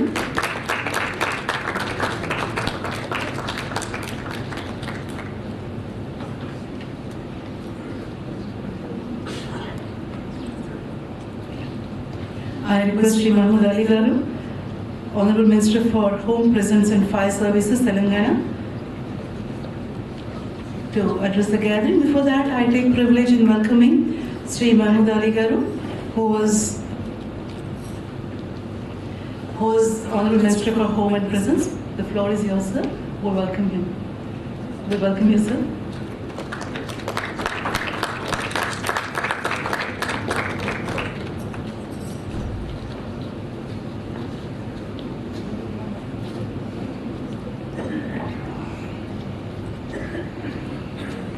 ఈరోజు చాలా ఇంపార్టెంట్ సబ్జెక్ట్లో మీటింగ్ ఉంది. Citizen youth parliament. డెఫినెట్గా నేను లక్కీ ఉన్నారు, ఇండియాలో ఉన్న మంచి యూత్ ఎక్కువ ఉన్నారు మన దగ్గర. డెఫినెట్గా యూత్ పవర్లో వస్తాయంటే చాలా న్యాయమవుతుంది. హార్డ్ వర్క్ చేస్తున్నారు, చాలా మన ఫ్యూచర్లో మంచి ఫ్యూచర్ అవుతుంది. ఈరోజు మన గురువు గారు, నేను ఇంకోటి నాకు ఐడియా లేదు, ఇప్పుడు చాలా మా ఎల్లో స్కీమ్ తీసుకొచ్చిన మా vice president of India Venkaiah Naidu garu నాకు చాలా ఆయన వెంబడి ఉన్నారు. నేను ఎవ్రీ టైం ఆయన స్పీచ్లో ఎంత మంచి స్పీచ్ ఇస్తున్నారు సార్ వైస్ ప్రెసిడెంట్ ఇండియా అయిన తర్వాత నేను 5 years సార్ వెంబడి ఉన్నారు. ఎవ్రీ టైం ఎవ్రీ స్పీచ్లో యూత్ కోసం మంచి లెసన్ ఇచ్చారు. మాకు ప్రౌడ్ ఉంది. మాకు ఈ అవకాశం సీఎం గారు ఇచ్చారు. మా డెఫినెట్గా మా గురువు గారు ఉన్నారు వెంకయ్య నాయుడు గారు. ఎవ్రీ టైం చాలా మాకు లెసన్ వస్తుంది. ఆయన ఎంపీ ఉన్నప్పుడు ఈరోజు ప్రోగ్రామ్ మాకు చాలా ప్రౌడ్ ఉంది. Shri K Laxman garu, member of parliament, doctor Ellura Srinivas garu, chairman Telangana state medical service, Shri K Ramachandramurthy garu, senior editor, professor Nandemeena Ravindra garu, professor D Ravindra garu, vice chancellor Osmania university, professor Lakshminarayana garu, hosted by Swathi Chandrasekhar గారు. ఈ ప్రోగ్రామ్ వచ్చిన ఆల్ యూత్కి పేరు పేరుతో नमस्कार। बहुत खुशी की बात यह है कि यूथ, मैं अभी एरुला श्रीनिवास बताया मुझे, आते आते यही बताया मुझे, मैं प्रोग्राम में जा रहा था, साहब 2 मिनट के अटेंड करके जाइए। मुझे इतना नहीं मालूम था कि इस प्रोग्राम में हमारे गुरु, जिसको हम बहुत रेस्पेक्ट देते हैं, मैं समझता हूँ इंडिया में जिस तरह हमारे वेंकैया नायडू साहब है, वैसे लोग बहुत कम नहीं के बराबर है। हमेशा नौजवानों के बारे में जहाँ पर भी उनके साथ में रहा हूँ, हमेशा नसीहत दिया करते थे, इंसान को किस तरह रहना चाहिए, किस तरह खाना चाहिए, जिस तरह पॉलिटिक्स करना चाहिए। तो मुझे आज उनके सामने बात करने का मौका मिला है, मैं फख्र महसूस कर रहा हूँ। लेकिन हमारा फ्यूचर एज ए यूथ है, और यूथ में देखता हूँ अभी एरुला श्रीनिवास प्रोग्राम में, क्योंकि तेलंगाना फिरते रहता हूँ, जहाँ जहाँ यूथ एमएलए हमारे, वहाँ बहुत ज़बरदस्त काम हुआ, बहुत लोग वहाँ हैप्पी है। हमेशा नौजवान ही आगे बढ़ना चाहिए, और हम लकी है इस देश में नौजवान की तादाद बहुत अच्छी है। चाइना है या अमेरिका है, यहाँ नौजवान नहीं है। अगर नौजवान दुनिया में वर्ल्ड में किसी जगह सबसे ज़्यादा तो हमारे इंडिया में है। और हमारे सीएम साहब भी हमेशा नौजवानों को ज़्यादा से ज़्यादा प्रेफरेंस देते हैं। कई एमएलए हमारे पास, कई एमपीस हैं, और हमेशा एक बात कहते हैं हमारे चीफ मिनिस्टर भी साहब है कि जो इंसान पॉलिटिक्स में आता है तो सबसे पहले उसको अपने वतन से मोहब्बत होना चाहिए, दूसरी वतन में बसने वालों से मोहब्बत होना चाहिए। ये बहुत अहम चीज़ है। और हमारे यूथ डेफिनेट हमारा फ्यूचर है बहुत अच्छी तरीके से, आज का उम्र भी बहुत अच्छा है। हमारे यूथ जहाँ तक हो सके आगे बढ़ना चाहिए, आगे बढ़ने पर ज़रूर उन्हें फ्यूचर मिल सकता है। और ख़ासतौर से तेलंगाना स्टेट में भी बहुत से एमएलए यूथ हैं, और मैं जब वो कभी प्रोग्राम में जाता हूँ तो मुझे खुशी इस बात की होती है जहाँ जहाँ यूथ एमएलए, वहाँ बहुत ज़्यादा डेवलपमेंट है। बड़े लोग ज़रूर होते हैं, तजुर्बेकार होते हैं, ऐसी बात नहीं है, पर काम करने की शक्ति तो यूथ में रहती है।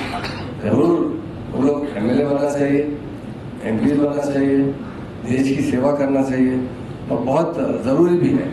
और आज का जो उन्वान भी यही रखा गया कि यूथ के बारे में कि यूथ क्या करना चाहिए, पॉलिटिक्स में आना चाहिए या आगे और कुछ। तो हमारे जितने साइंटिस्ट हैं वो इस देश को तरक्की दिलाते हैं, देश में नए नए रिसर्च करते हैं। और बहुत से हमारे IAS IPS ऑफिसर को देखता हूँ, बहुत यंग ऑफिसर जो बहुत अच्छी तरीके से, पहले कलेक्टर साहब बोले तो 50 के तो 45 के बाद कलेक्टर होते थे, अब जब भी देखते हैं पूरे यंग कलेक्टर्स हैं। हमारे SPs को, हमारे IPS ऑफिसर को देखते हैं, जहाँ भी देखते हैं तो हमारे तेलंगाना में बहुत यंग IPS ऑफिसर्स हैं।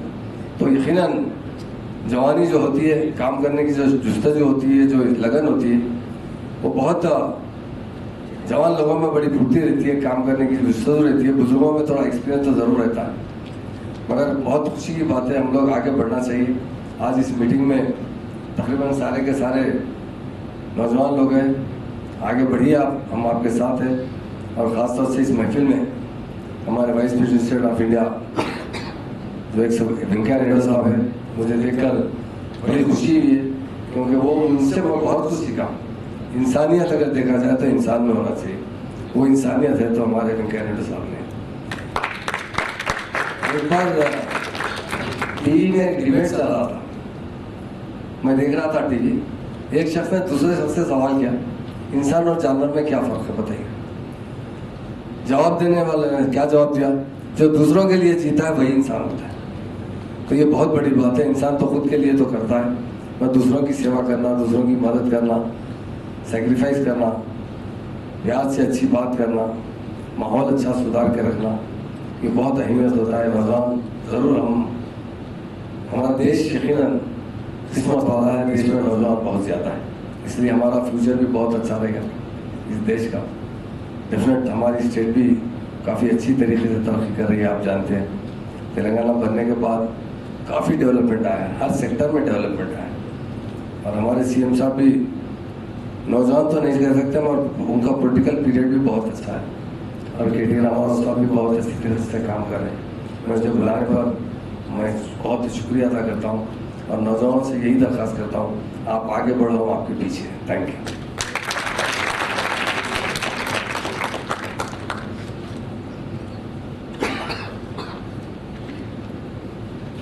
So much, Honorable Minister of Home Presence and Fire Services, Sri Mohammad Ali Garu. Now, it's time to invite the living legend, Sri Mupalpu Venkaiah Naidu Garu, who was born on 1st July and who has been into the politics, into ABVP as a student leader, and he is elected as the MLA for the Andhra Pradesh Legislative Assembly from Udayagiri constituency, and he is the one who has been both a student leader and a political figure, and he has gained prominence as a brilliant orator who vigorously championed the cause of the farmers, rural people, and development of the backward areas. Sri Venkaiah Naidu Garu, right from his college days, was deeply interested in the welfare of common man, particularly the farmers and the downtrodden sections of the society. He has led. It's my pleasure to introduce the living legend, sir.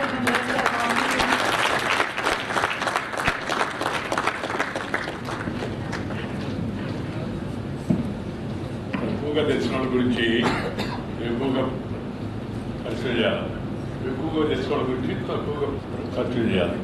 ఇది గుర్తుపెట్టుకోవాలి. కార్యక్రమంలో formality తక్కువ ఉండాలా, suspense ఎక్కువ,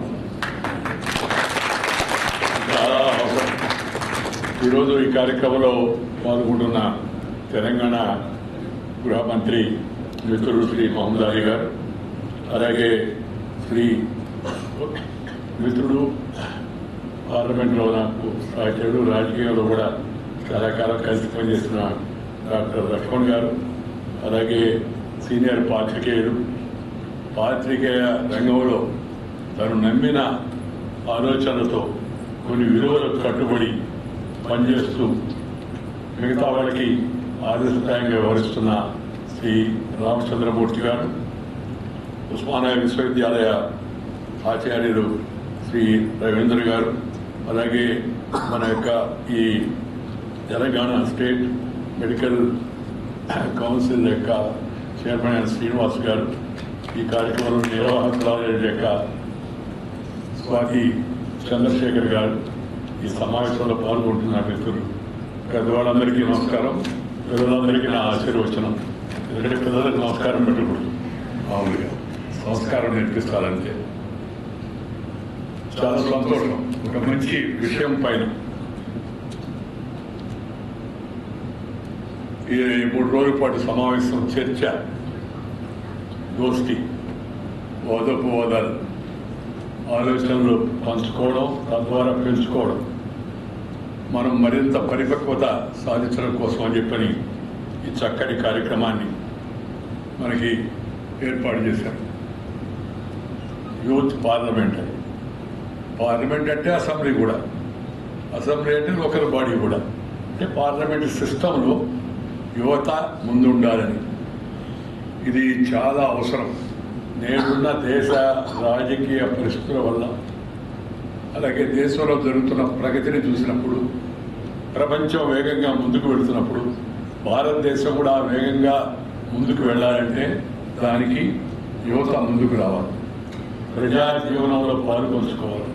దాంతోపాటు ప్రజా జీవనంలో ముఖ్యమైన ఈ పార్లమెంటరీ లెజిస్లేటివ్ వ్యవస్థ ఉందో దానికి ముఖ్యమైన రాజకీయంలోకి యువత రావాలని చెప్పి నేను కోరుకుంటున్నాను. అయితే విలువలతో కూడిన రాజకీయాల్లోకి రావాలి, సంస్కారవంతమైన రాజకీయాల్లోకి రావాలి, అలాగే నమ్మిన సిద్ధాంతానికి కట్టుబడి ఉండే రాజకీయాల్లోకి రావాలి. ఏ ఎండక గొడుగు బట్టి, ఏ గాలిక జెండా ఎత్తి, ఎప్పుడు ఏ పార్టీ వస్తే ఆ పార్టీ నాయకుడిని ఆకాశానికి ఎత్తి ఆ తర్వాత డబ్బాని కింద పడవేసి అలాంటి రాజకీయం కాకుండా ఒక నీతి, ఒక నిజాయితీ, ఒక సిద్ధాంతం, ఒక కార్యక్రమం, ఒక ఆదర్శం, ఒక లక్ష్యం ఉండే రాజకీయాల వైపు యువత ముఖ్యంగా రావాలి. యువతకు ఉత్సాహం ఉంటుంది, యువతలో నిజాయితీ ఉంటుంది, యువతలో పోరాట పటిమ ఉంటుంది, యువతలో ఏదో చేద్దామనే తపన ఉంటుంది, శక్తి సామర్థ్యం కూడా ఎక్కువగా ఉంటుంది. అందువల్ల దాన్ని మనం ఆ యువతను రాజకీయ రంగంలోకి ఎక్కువగా ప్రవేశపెడితే నిజాయితీతో కూడిన రాజకీయాలు, ఆదర్శవంతమైన రాజకీయాలు, సిద్ధాంతపరమైన రాజకీయాలు ముందుకు వస్తాయనే ఉద్దేశంతో నేను యువత రాజకీయాల్లో ఎక్కువగా పాల్గొవాలని చెప్పి కోరుతున్నాను. అయితే యువత రాజకీయాల్లోకి వచ్చే ముందు రాజకీయాన్ని అధ్యయనం చేయాలి. రాజకీయం అంటే ఏంటో తెలుసుకోవాలి, చరిత్రను ముందు తెలుసుకోవాలి, దేశ చరిత్రను. ఆ దేశంలో దేశం కోసం త్యాగాలు చేసిన మహనీయుల యొక్క జీవితాలను ముందుగా మనం తెలుసుకోవచ్చు.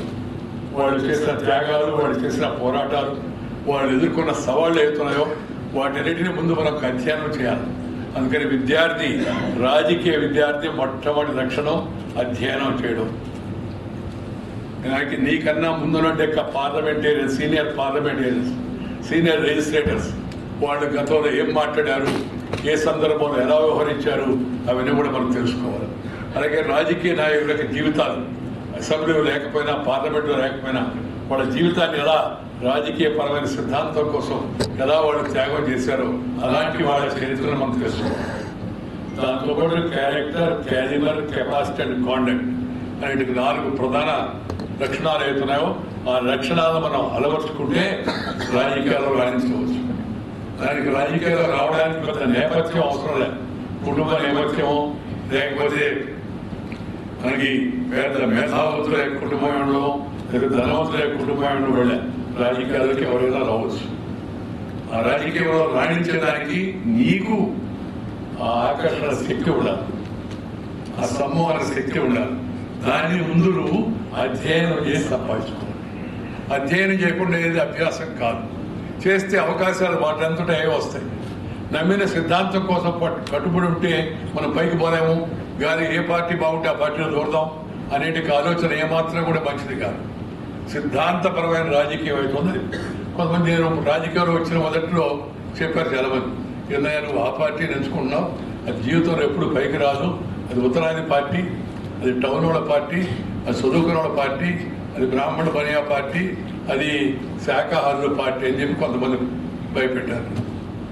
కానీ ఆ నమ్మిన పార్టీలోనే ఉండి అక్కడ అంచెలంచెలుగా ఎదిగి నేను నెల్లూరులో వాజ్పేయి గారు వచ్చినప్పుడు మైక్ అనౌన్స్మెంట్ చేసేవాడిని. ఈరోజు సాయంత్రం అటల్ బిహారీ వాజ్పేయి తిరుమల హృదయ సామ్రాట్ ఆయన వస్తున్నాడు, సాయంత్రం కోఆపరేటివ్ బ్యాంకులో 6:30కి మీటింగ్ ఉంది, దయచేసి అందరూ పాల్గొండేది. అలా మైక్ అనౌన్స్మెంట్ చేసిన వాజ్పేయి గారి గురించి, అటల్ బిహారీ వాజ్పేయి గారి గురించి మైక్ అనౌన్స్మెంట్ చేసిన వెంకయ్య ఒకరోజు అదే పార్టీలో అధికార పార్టీ అధ్యక్షుడై అటల్ బిహారీ వాజ్పేయి అద్వానీ గారి మధ్యలో కూర్చొని రాజకీయం చేస్తాడని చెప్పని నేను ఊహించలే, ఎవరు ఊహించలేదు. కానీ అవకాశం అలా వచ్చింది. కష్టపడిన పనిని ఇష్టపడి చేస్తే నష్టపడేది లేదు. అందుకని ముందు జీవితంలో కష్టపడడం లేదు, శ్రమించడం అలవాటు కావాలి. దాంతోపాటు జీవితంలో క్రమశిక్షణ అలవాటు కావాలి. Discipline is an essential thing in public life and more particular in politics. సమయ పాలన, ఆ తర్వాత నేను ఇందాక చెప్పినట్టుగా క్రమశిక్షణతో వ్యవహరించడము, అది జీవితంలో అలవాటు అయితే ఆ తర్వాత కూడా అసెంబ్లీకి వెళ్ళినా పార్లమెంట్కి వెళ్ళినా క్రమశిక్షణతో వ్యవహరిస్తారు. దాంతోపాటు మనము ఏదో చేయాలనే తపన ప్రతి ఒక్కరికి కూడా, ఆ తపన ఉంటే ఆ దిశలో మనం అడుగులు వేస్తాం.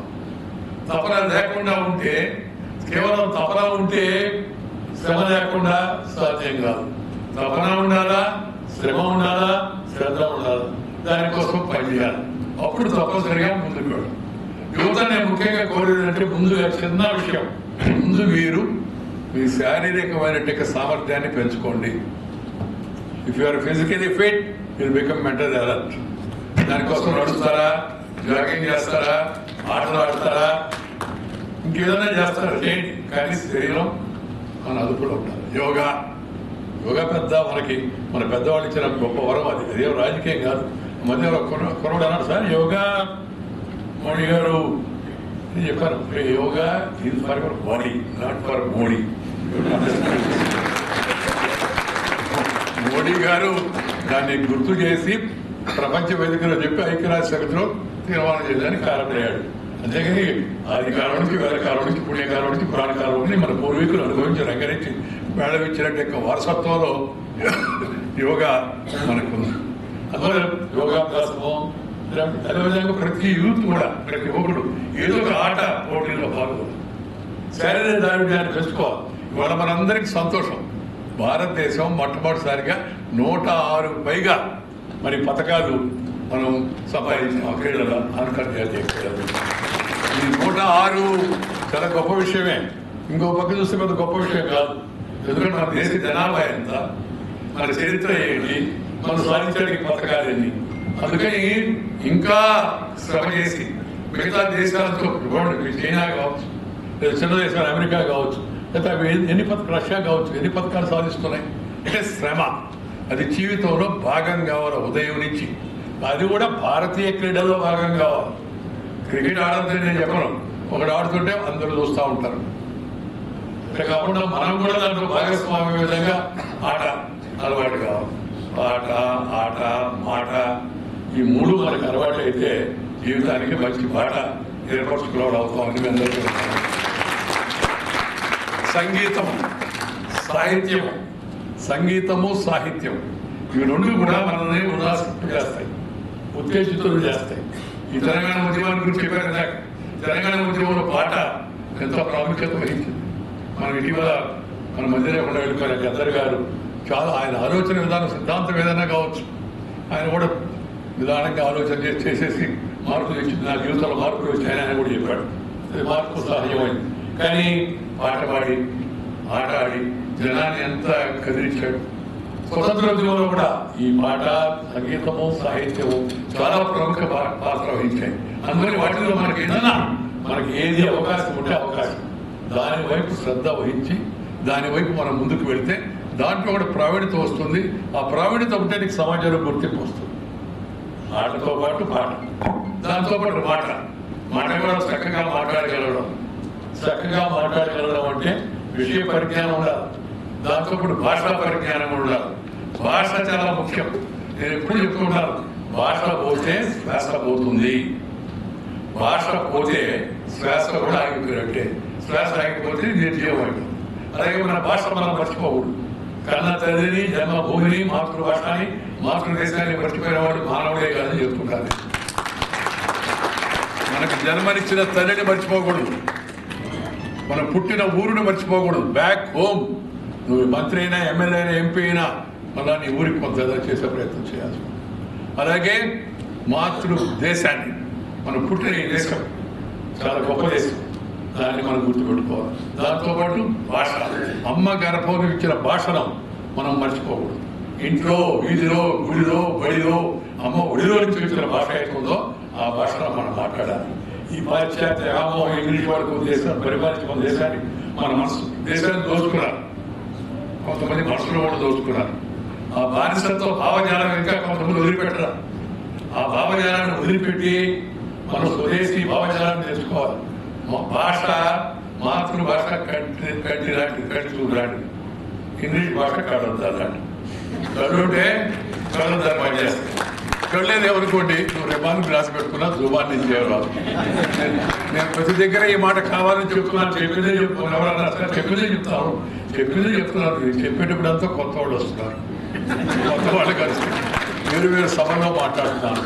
దాంతోపాటు నువ్వు చెప్పింది చెప్తే మనకి కాస్త మైండ్లో రిజిస్టర్ అవుతుంది. అది కూడా చాలా అవసరం. ఎందుకంటే ఈ అలవాటు పెద్దవాడు పోతుంది. ఏమన్నా మన పెద్దవాళ్ళకి కూడా అలవాటు. ఇంట్లో మమ్మీ అను, డాడీ అను అని. ఈ మమ్మీ, డాడీ, బీడీ, డాడీ, కేడీ మనకి తెలుసు. అమ్మ అంటే అంతరాల నుంచి వస్తుంది, మమ్మీ అంటే మూతిలో నుంచి వస్తుంది. రాత్రి కాబట్టి ఒకసారి ట్రైన్ వేసుకొని చూడండి. మనం మన భాషలో మనం మాట్లాడాలి, మన భాషలో మనం పలకరించుకోవాలి. మన భాష రాని వాడితో ఇతర భాషలో మాట్లాడచ్చు. ఇతర భాషలు నేర్చుకోవడం తప్పుగా, ఎన్ని భాషలు అయితే అక్కడ నేర్చుకోవాలి. ముందు సోదర భాషలు నేర్చుకోవాలి. మనం ఇందాక యూత్ పార్లమెంట్ అంటాం కదా, మనం పార్లమెంట్కి వెళ్ళాలంటే హిందీ వచ్చి ఉండాలి. అది వాళ్ళ భాషలో మనకి ఎందుకు అనుకుంటేట. ఐక్యరాజ్య సభకి పోయేవాడు తక్కువ, ఇంగ్లీష్ నేర్చుకోబట్టేస్తారు అనుకోవడం. మనం ఎవరు అడిగారు సార్, మీరు చెప్పిన బాగుంది మాతృభాష అని, కానీ ఇంగ్లీష్ లేకపోతే పైకి పోలేదు సార్ అన్నాడు. నేను చెప్పేవాడికి, ఎవరు చెప్పాను నీకు? అంతే సార్ అది. నేను అన్నాను, ఈ మధ్యన నేను మొన్న ఐఎస్డి చేసి దేవుడితో మాట్లాడాను. అడిగాను ఆయన్ని, ఏమయ్యా నీ దగ్గర రావాలంటే ఏమైనా మీడియం, ఇంగ్లీష్ మీడియం చదువుకోవాలని. ఆయన చెప్పాడు, అదేం లేదు, ఎక్స్పైరీ డేట్ అయిపోతే ఎవడైనా నేరుగా అంటే ఆ కరోనా అడిగారు సార్, మీరు సరదా చెప్తాను చెప్పింది పైకి అంటే పైకి అన్నాడు. నాకు అర్థమయ్యేది చెప్పాను. ఇవాళ దేశాన్ని పరిపాలిస్తున్నట్టే దేశ రాష్ట్రపతి ద్రౌపది ముర్ము గారు ఇంగ్లీష్ చదువుకోవాలి. ఈ దేశంలో సుప్రీంకోర్టు ప్రధాన న్యాయమూర్తి మొన్నటి వరకు మన తెలుగు ఆయన రమణ గారు ఆయన చెప్పాడు మాతృభాష చదువుకున్నాను. ఈ దేశంలో ఉపరాష్ట్రపతిగా ఉన్న నేను వీధి బళ్ళు చదువుకున్నాను, మాతృభాష చదువుకున్నాను. ఇది ప్రపంచ దేశాల్లో వాడు శక్తివంతమైన భారతదేశానికి ప్రధానమంత్రిగా ఉన్న నరేంద్ర మోడీ గారు కాన్వెంట్ చేసుకోవాలి, ఆయన మాతృభాష చదువుకున్నాడు. సో దేశ రాష్ట్రపతి, ఉపరాష్ట్రపతి, ప్రధానమంత్రి, ప్రధాన న్యాయమూర్తి ఆ పదవులకు పెట్టారు. మాట్లాడితే ఆ సొంపుడు మనం ముఖ్యమంత్రి గారు చంద్రశేఖర్ రావు గారు కూడా తెలుగులో చాలా చక్కగా మాట్లాడారు. ఎందుకంటే మనం మాట్లాడే దాన్ని బట్టి మిగతా వాళ్ళు ఫాలో అవుతారు. దాంతో ఇతర భాషలు నేర్చుకోండి. First mother tongue, then brother tongue, later any other tongue. మొన్న తమిళనాడులో మాట్లాడుకుంటే students sir what about imposition అర్థమైంది. నేను చెప్పాను నో ఇంపోజిషన్ మనం కానీ సపోర్ట్ పెట్టారు. నేను చెప్పాను no imposition, no opposition, that my proposition. ఏ భాషలో రుద్దకూడదు, కానీ ఏ భాషను బలవంతంగా రుద్దకూడదు, ఏ భాషను గుడ్డిగా వ్యతిరేకించకూడదు. మనం అసెంబ్లీకి వెళ్తాం, తెలంగాణ అసెంబ్లీకి తెలుగులో మాట్లాడతాం. ఇవాళ ఢిల్లీ పార్లమెంట్ వెళ్తాం, తెలుగులో మాట్లాడితే సాధ్యం అవుతుందా? ఇంకొంతమంది ఇంగ్లీష్ ఎంతమందికి వచ్చు? దేశ జనాభాలో 2, 5, 6, 7% ఎంతమందికి రాదు. ఏమన్నా అనుకుంటారు?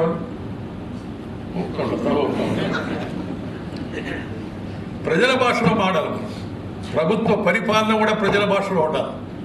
ప్రభుత్వ ఉత్తర్వులు ప్రజల భాషలో ఉండాలి. విద్యా విధానం మాతృ భాషతో మొదలవ్వాలి. ఆ తర్వాత ఇతర భాషలు నేర్చుకోవాలి. చిన్న పిల్లవాడికి మనం ఇంగ్లీష్ కాన్వెంట్ వాడికి పంపిస్తే వాడు ముందు ఇంగ్లీష్ నేర్చుకోవాలా, సబ్జెక్ట్ నేర్చుకోవాలా? 2 నేర్చుకోవాలి. అదే మాతృభాషలో చెప్పామనుకోండి, నేరుగా విషయం. ఆ తర్వాత కొద్ది రోజులు భాష నేర్చుకోవచ్చు. ఎన్ని భాషలు నేర్చుకోవచ్చు. మేమందరం నేర్చుకోవాలి. నేను దక్షిణాది నుంచి చిన్నప్పుడు చదువుకునే రోజుల్లో ఆ తమిళనాడుకి దగ్గర మా ఊరు నెల్లూరు. హిందీ వ్యతిరేక ఉద్యమం జరుగుతుంది. అందరం కాలేజీ అకౌంట్ అంటే ఏదో సాగు దొరకాలి కాలేజీ వదిలిపెట్టి కొందరు బయటకు వచ్చి హిందీ డౌన్ డౌన్ అంటాడు. సరే ఒక్కరోడు సార్ మన ఊళ్ళో హిందీ ఎక్కడ ఉంది సార్ అది ఎవరికి వాడు ఒకరి ముఖాల గురించి చూస్తారు. ఎక్కడ ఇంకొకరోడు సార్ 2 దగ్గర ఉన్నారు. ఎక్కడ అంటే రైల్వే స్టేషన్లో, పోస్ట్ ఆఫీస్లో 2 బ్యాచ్లు అయిపోయి ఒక బ్యాచ్ రైల్వే స్టేషన్కి, ఒక బ్యాచ్ పోస్ట్ ఆఫీస్కి వెళ్ళి అక్కడ గర్ర అని రాసాం.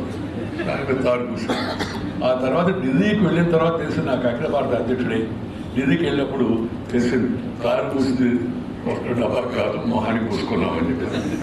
భాష నేర్చుకోవాలి, పూర్తిగా భాషలు కూడా భారతీయ భాషలు ఎన్ని వీలైతే అన్ని ఎక్కువగా నేర్చుకోవాలి. దానివల్ల ఉపయోగం ఉంటుంది. ఆ తర్వాత ఇంగ్లీషు, రష్యన్, జర్మనీ, అలాగే చైనీసు ఇంకేదైనా నేర్చుకుంటానని రష్యన్ నేర్చుకో, కానీ అసలు భాష అమ్మ భాషను మర్చిపోకూడదు. అందుకని భాషా పరిజ్ఞానం. దాంతోపాటు ఇందాక చెప్పినట్టుగా శారీరక శ్రమతో పాటు మానసికంగా మంచి ఆలోచన చేయాలి. మంచి ఆలోచన చేయాలంటే మంచి వాళ్ళతో సాంగత్యం చేయాలి, మంచి సాహిత్యం లిటరేచర్ చదవాలి. ఇది చాలా అవసరం. కుటుంబంలో ఉన్న పెద్దలతో కొంత సమయం గడపాలి.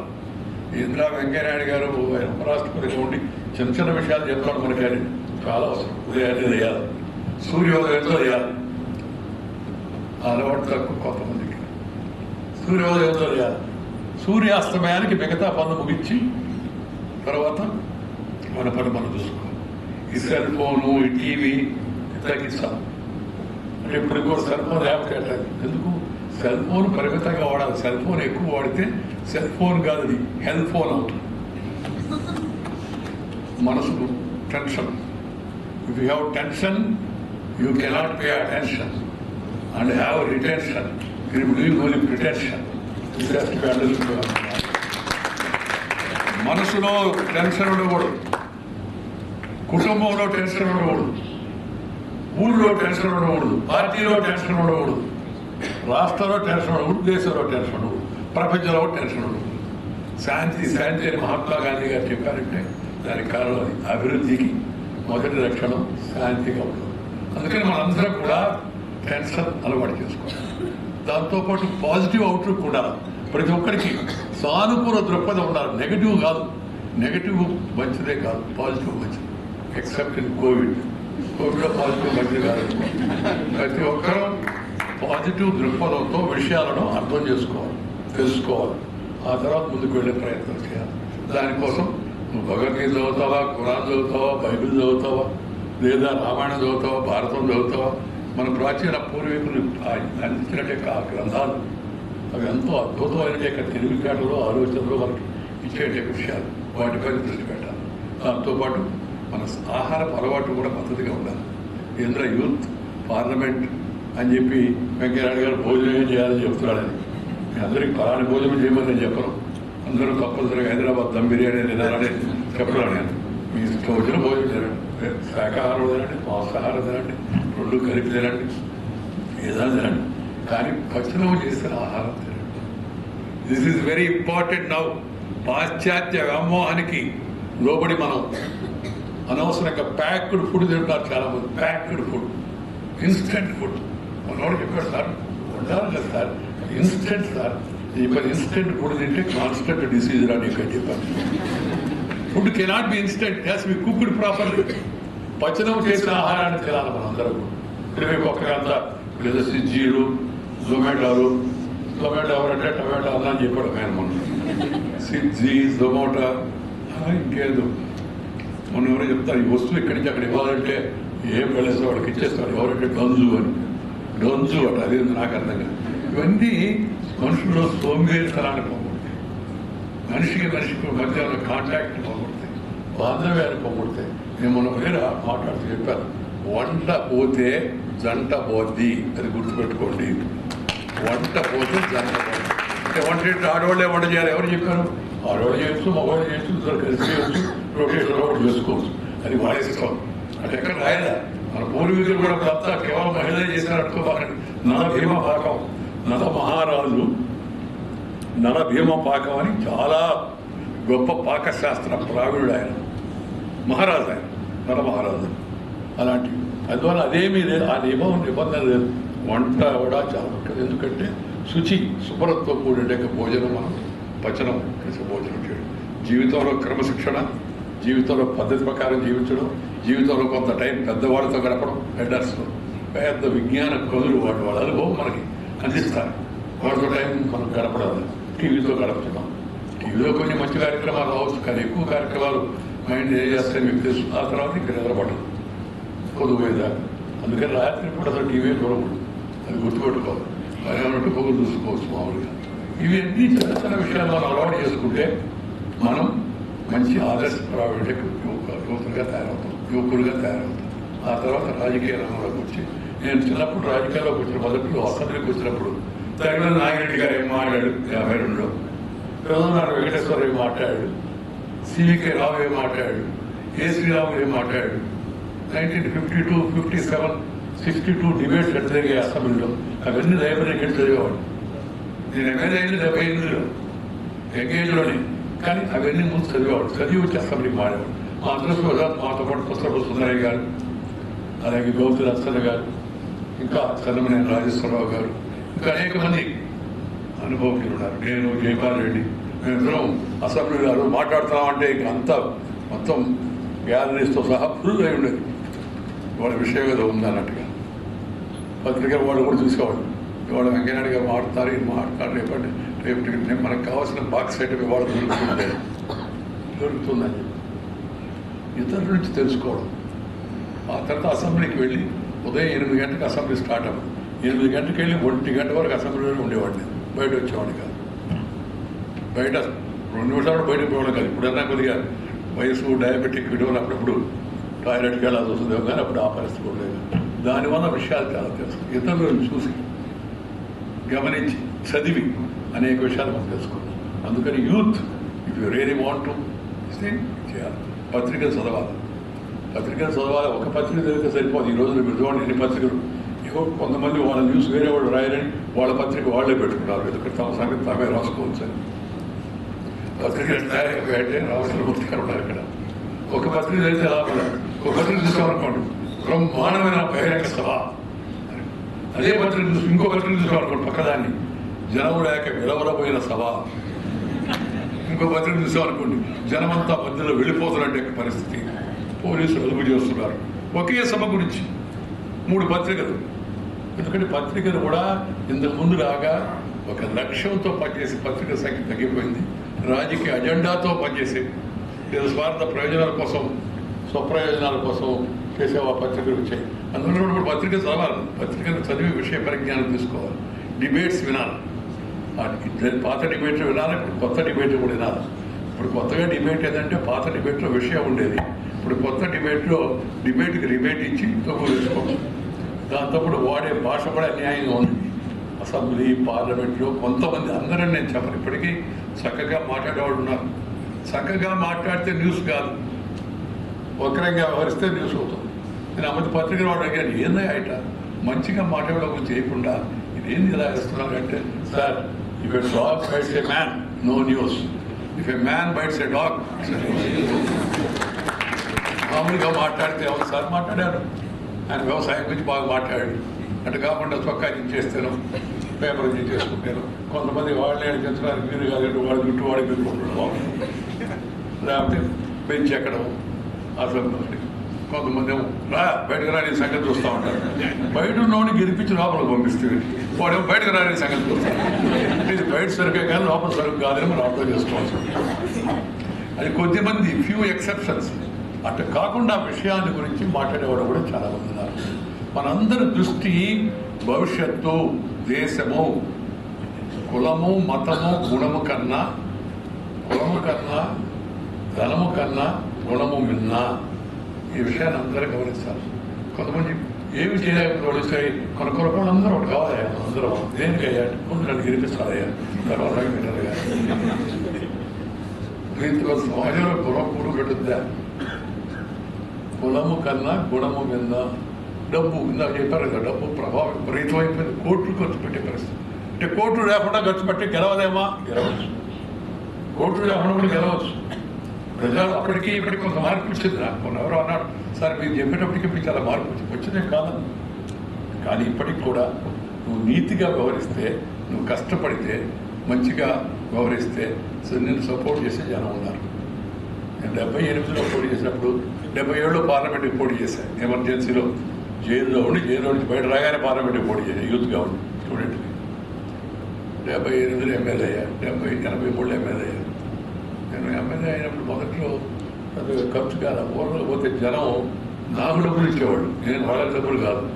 ఆ ఊళ్ళో తీసుకెళ్ళి ఊరేగింపు కదా పెట్టుకుంటూ ఊరేగింపు తీసుకెళ్ళి కష్టపడి దగ్గర తీసుకెళ్ళి దేవాడ ఉంటే దేవాడాన్ని తీసుకెళ్ళి దాన్ని పిలిచి ఒకరికాయ తమలపాకులు ఒకరు ఒక 500 రూపాయలు 200 రూపాయలు దాన్ని పెట్టించేవాళ్ళు. ఎందుకంటే ఎలక్షన్ ఖర్చులకు అయ్యాయి. అలా అలవాటు అయింది. ఇప్పుడు మనం చూస్తున్నాం కోర్టు లేకపోతే ఓట్లు రావని చెప్పి అంటున్నారు. దీన్ని మార్చాలంటే కూడా ఆదర్శప్రాయ వ్యక్తులు రావాలి. వాడు ఎప్పుడైతే కోట్లు ఖర్చు పెడతాడో రేపు కోట్లు సంపాదించాలి, దేశాన్ని దోచుకోవాలి, ఏడాది తెచ్చి పెడతాడు చెప్పండి ఎవరైనా కూడా. ఈ వ్యవస్థ మారాలంటే ఆదర్శప్రాయమైన సిద్ధాంతప్రాయమైనట్టుగా రాజకీయాలు కావాలి. దానికోసమే యూత్ ఫ్రెష్గా ఉంటారు కాబట్టి, మంచి ఆలోచనలు ఉంటాయి కాబట్టి, మంచి ఉద్దేశం ఉంటుంది కాబట్టి, పోరాట పటిమగా ఉంటుంది కాబట్టి యూత్ పాలిటిక్స్లోకి రావాలని చెప్పని నేను ఇందాక చెప్పినట్టుగా ఈ parliamentary democracy we are the largest democracy in the world. And that too parliamentary democracy అంటే డెమోక్రసీలు అంటే ఓటు వేసే విధానం, పార్లమెంట్కి ఓటు, అసెంబ్లీకి ఓటు, మున్సిపాలిటీకి ఓటు, పంచాయతీకి ఓటు, ప్రజాప్రతినిధులను ఓటు ద్వారా ఎన్నుకోవడం. ఇది ప్రపంచంలో ఉన్న వ్యవస్థలన్నింటిలో కన్నా అత్యుత్తమైన వ్యవస్థ ఈ పార్లమెంటరీ డెమోక్రసీ. అది మన దేశం పురాతన కాలం నుంచి ఉంది. దాన్ని మనం దాన్ని మనం పటిష్టపరచుకోవాలి. ఆ వ్యవస్థ సరిగ్గా అటు ధన లోపానికి, ఇటు కుల లోపానికి, అటు ప్రాంతీయ తాత్కాలిక ద్వేషాలకు అతీతంగా తయారయ్యే విధంగా మనం రాజకీయాన్ని రూపొందించాలి. ఇర్రెస్పెక్ట్ of caste, creed, sex, religion and region, India is one. अटक से लेकर कटक तक, कन्याकुमारी से लेकर काश्मीर तक भारत एक है. अलग भाषा अलग वेश फिर भी अपना देश है. विविधता में एकता भारत का विशेषता. మన దేశం యొక్క ప్రత్యేకత.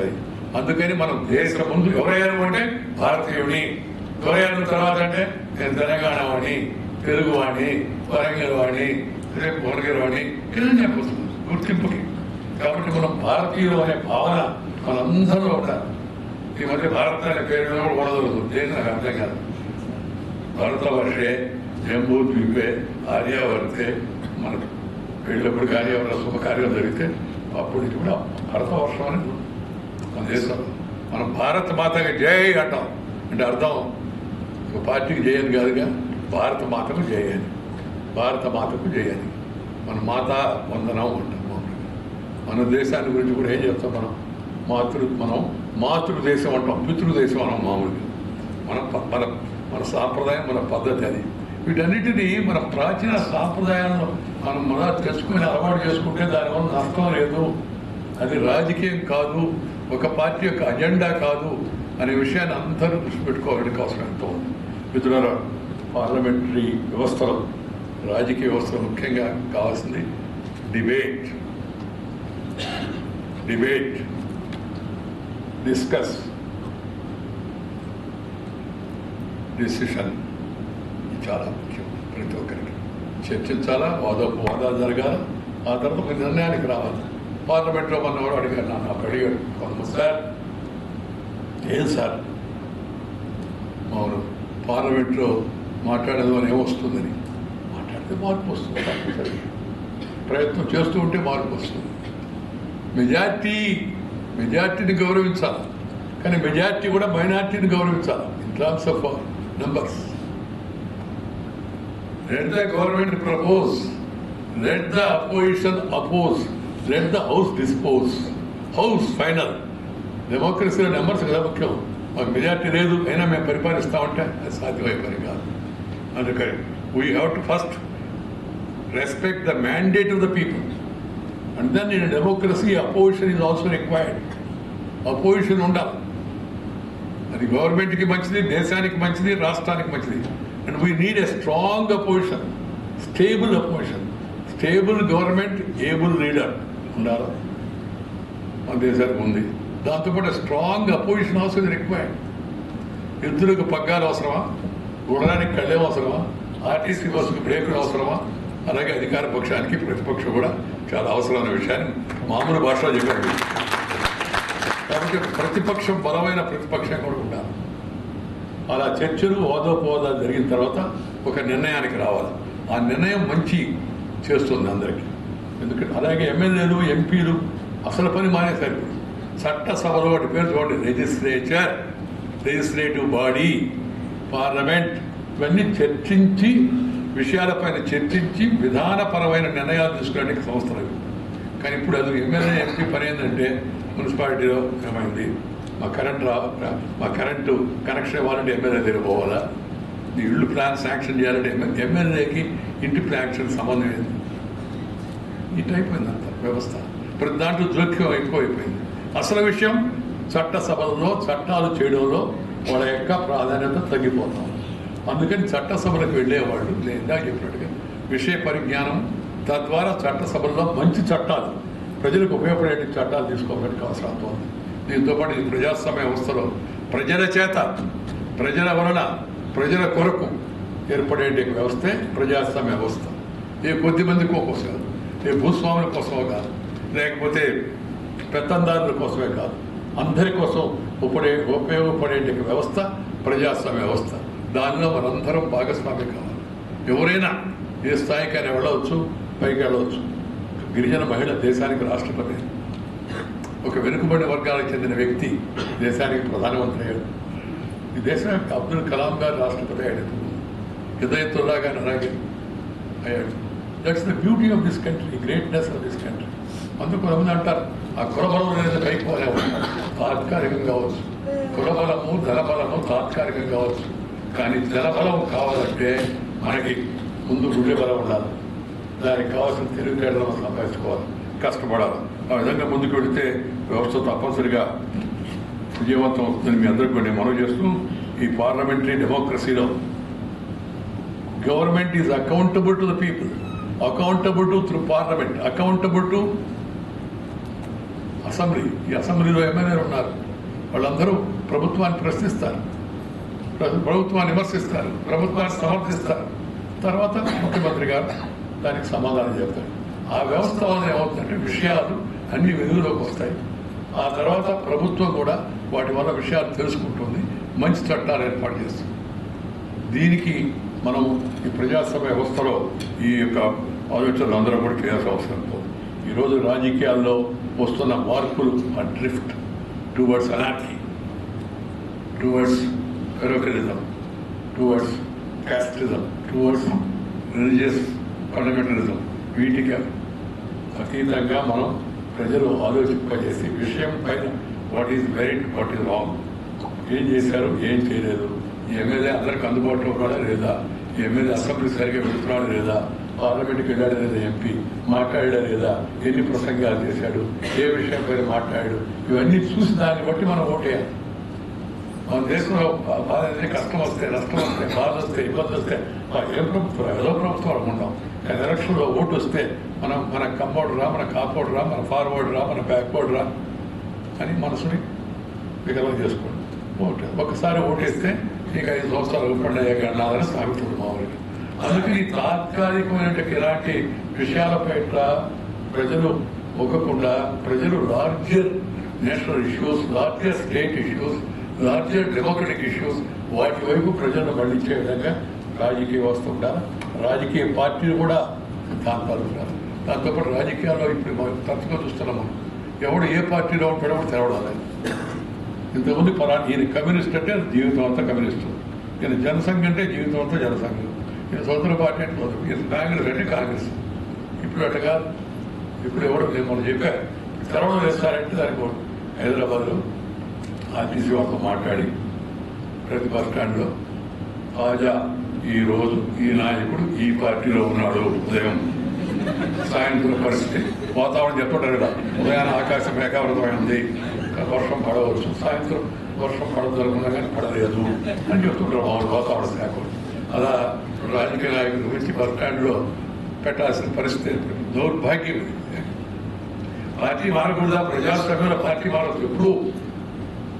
ఎప్పుడో జీవితంలో ఒకసారి ప్రత్యేక పరిస్థితి వస్తే మీ నాయకుడు మీ పార్టీ యొక్క మేనిఫెస్టో విరుద్ధంగా వ్యవహరిస్తాడని నీకు అనిపిస్తే, గమనిస్తే, హెచ్చరించినప్పుడు లెక్క చేయకపోతే అప్పుడు నువ్వు పార్టీ వెళ్ళిపోయేటప్పుడు, పార్టీ వదిలిపోయేటప్పుడు రాజీనామా ఇవ్వాలి.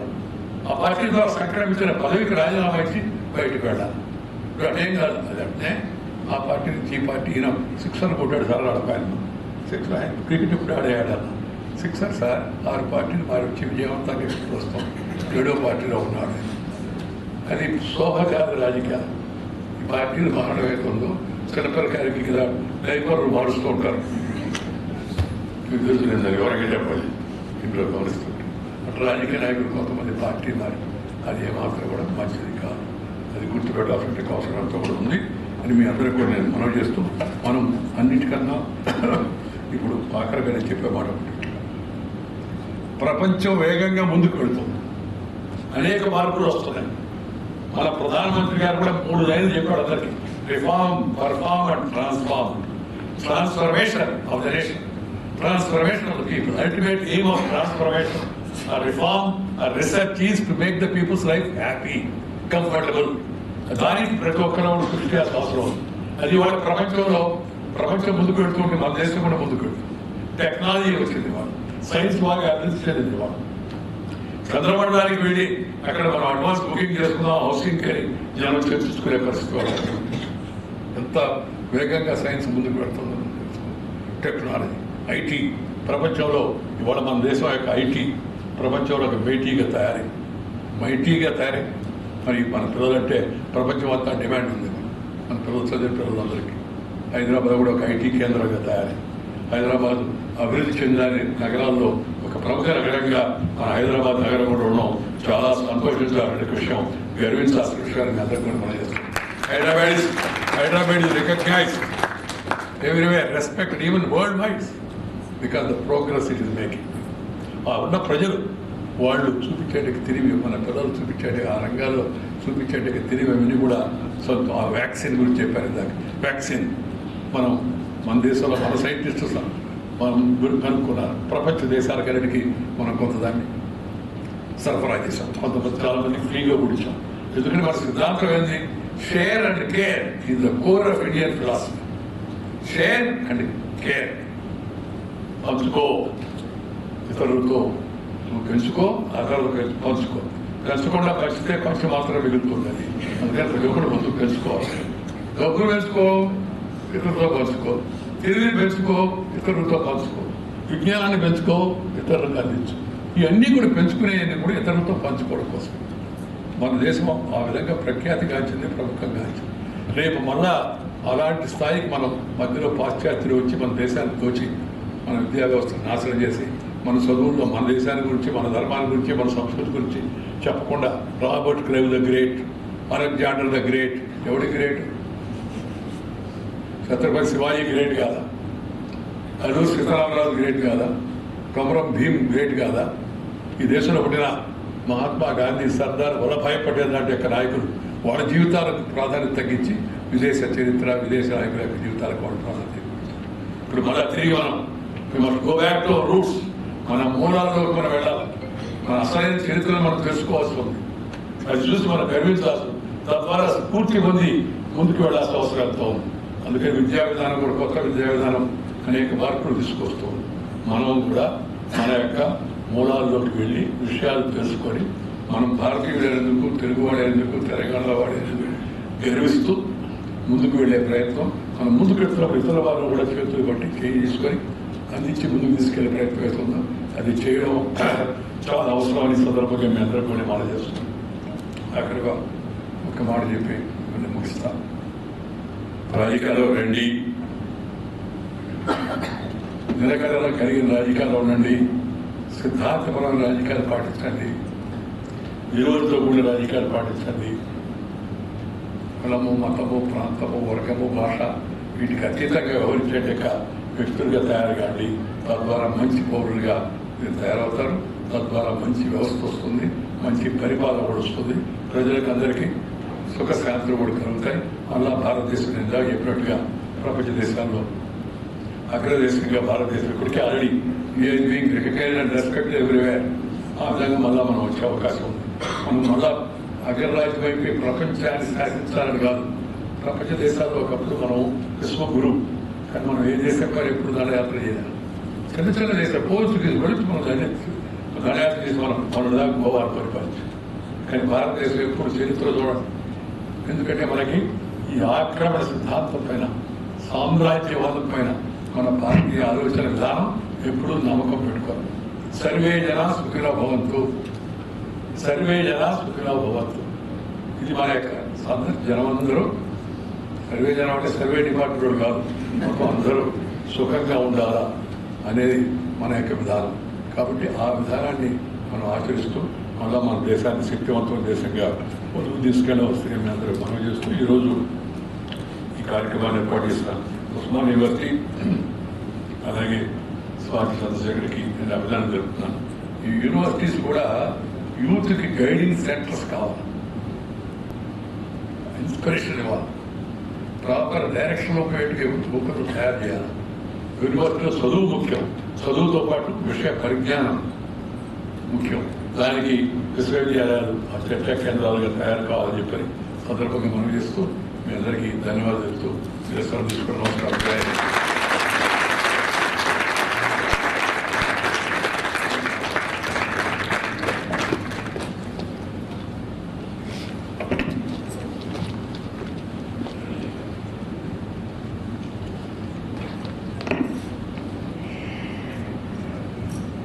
I think the inauguration session wouldn't have been more meaningful than this అని నేను అనుకుంటాను.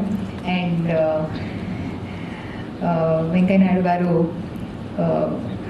ఒక చిన్న మన వైపు నుంచి small token of honour for you sir, please accept.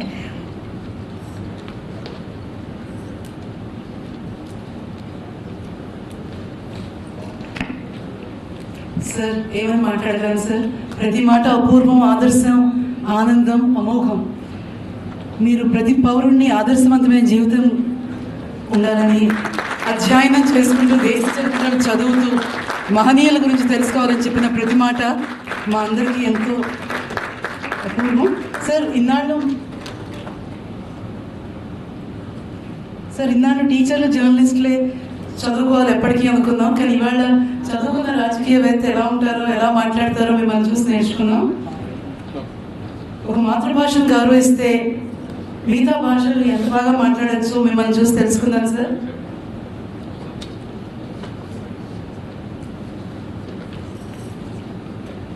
Thank you so much sir. మీ విజ్ఞతకు, పరిజ్ఞానానికి శిరస్సు నుంచి పాదాభివందనం చేస్తున్నాం.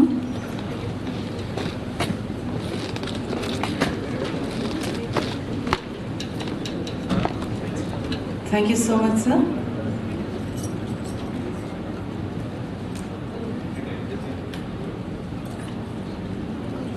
వెంకయ్య నాయుడు గారు రావడం ఎంతో ఆనందం. వారి మాటలు ప్రతిదీ ఆదర్శం. యువత ఎలా ఉండాలో చెప్పిన Shri Venkaiah Naidu garu, former vice president of India.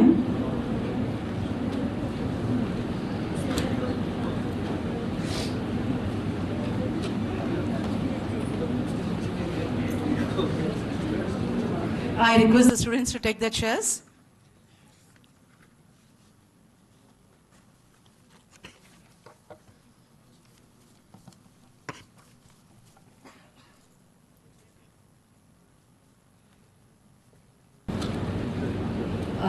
We'll continue the program. Now our next speaker is Chairman Telangana State Medical Services and Infrastructure Development Corporation, Dr. Errol Srinivas Garu. I request you to address the gathering. Before that, let me introduce Dr. Errol Srinivas Garu, who is the chairman of TSMSIDC and is the huge responsibility of ensuring life-saving drugs that are made available to poor patients across the government hospitals. He's been playing a proactive role in transformation of state into Arogya Telangana, which is the dream of Chief Minister K. Chandrasekhar Rao Garu. Sir, the floor is yours, sir. We are all waiting for your address. Sri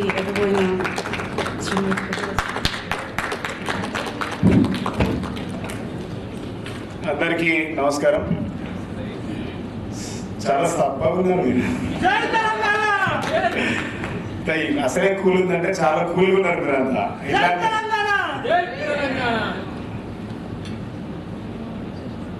ఈ citizen youth పార్లమెంట్కి వచ్చినటువంటి విద్యార్థులకు, యువతకు, ముఖ్యంగా మీ అందరికీ మనస్ఫూర్తిగా స్వాగతం పలుకుతూ, ఈ వేదికను ఏర్పాటు చేసినటువంటి స్వాతి చంద్రశేఖర్ గారు, అదేవిధంగా దీనికి అన్ని విధాలుగా సహకరిస్తున్నటువంటి మన ఉస్మానియా యూనివర్సిటీ వీసీ రవీందర్ యాదవ్ గారు, నేను మనస్ఫూర్తిగా అభినందనలు తెలియజేస్తా ఉన్నాను. ముఖ్యంగా ఈ కార్యక్రమానికి గౌరవ పెద్దలు మాజీ ఉపరాష్ట్రపతి వెంకయ్యనాయుడు గారు, హోంశాఖ మంత్రివర్యులు మహమ్మద్ అలీ గారు, రాజ్యసభ సభ్యులు డాక్టర్ లక్ష్మణ్ గారికి, అదేవిధంగా సీనియర్ ఎడిటర్ రామచంద్రమూర్తి గారికి, వేదిక మీద ఉన్నటువంటి అందరికీ కూడా నేను మనస్ఫూర్తిగా నమస్కారం తెలియజేస్తాను. వెంకయ్య నాయుడు గారు మాట్లాడిన తర్వాత, మనం గుత్తి వంకాయ కూర తిన్న తర్వాత ఏ టేస్ట్ ఉండో ఇప్పుడు కూడా అట్లే ఉంటుంది. సో చాలా విషయాలు చాలా జీవితంలో స్టూడెంట్ లైఫ్ నుంచి రాష్ట్ర రాజకీయాలు, దేశ రాజకీయాల్లో జరుగుతున్నటువంటి అన్ని విషయాల మీద చాలా కులంకుశంగా మాట్లాడారు. నిజంగా ఎప్పుడైనా మనము టీవీలల్లో చూసేది వెంకయ్య నాయుడు గారి స్పీచ్, ఈరోజు నేను ప్రత్యక్షంగా చూసేటువంటి అవకాశం వచ్చింది. అంటే వెంకయ్య నాయుడు గారి స్పీచ్ చాలామంది చాలా బాగా మాట్లాడతారు అనేది తెలుగు రాష్ట్రాలలో ఉంటుంది. అంటే ప్రతిదానికి ఒక సెటైర్, ప్రతిదానికి ఒక ప్రాస. సో విన్నా కొద్ది వినాలనిపిస్తుంది. అయినా కూడా మీరు ఎంత సైలెంట్గా విన్నారు అంటే ఎన్ని విషయాలు తన అనుభవంలో, తన స్టూడెంట్ లైఫ్లో, రాజకీయ లైఫ్లో ఎంత అనుభవాలు చెప్పిండో మీరు ఒకసారి ఆలోచన చేయండి. నిజంగా ఇలాంటి కార్యక్రమం ఒక మంచి ఇనిషియేషన్ ప్రోగ్రాం.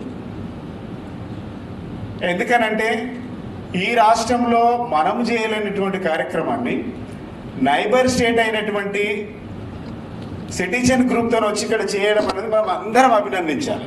ఒకసారి చప్పట్లతో. Great job. తనకు ఎట్లా థాట్ వచ్చిందో నాకు తెలియదు, కానీ ఇక్కడికి వచ్చి ఇంత సక్సెస్ఫుల్గా నిర్వహించడం అనేది కూడా ఆమె కమిట్మెంట్. మనిషిలో కావాల్సింది అది. ఇది ఎవరో చెప్తే రాదు. మనకు కూడా చాలా మంది వచ్చినాయి అప్లికేషన్స్ ఫర్ ఎగ్జాంపుల్, కానీ సెలెక్ట్ ఎంతమైనరు? ఇక్కడ ఉన్న వాళ్ళు మాత్రమే అయినరు. మన దగ్గర ఒక సామెత ఉంటుంది, బలవంతంగా భాష్యంగా కడితే గోడ సాటికి పోయి తీసేస్తారన్నది ఒక సామెత ఉంటుంది. ఎంతమంది తెలిసింది? ఎందుకు తెలుసా? వాస్తవమే.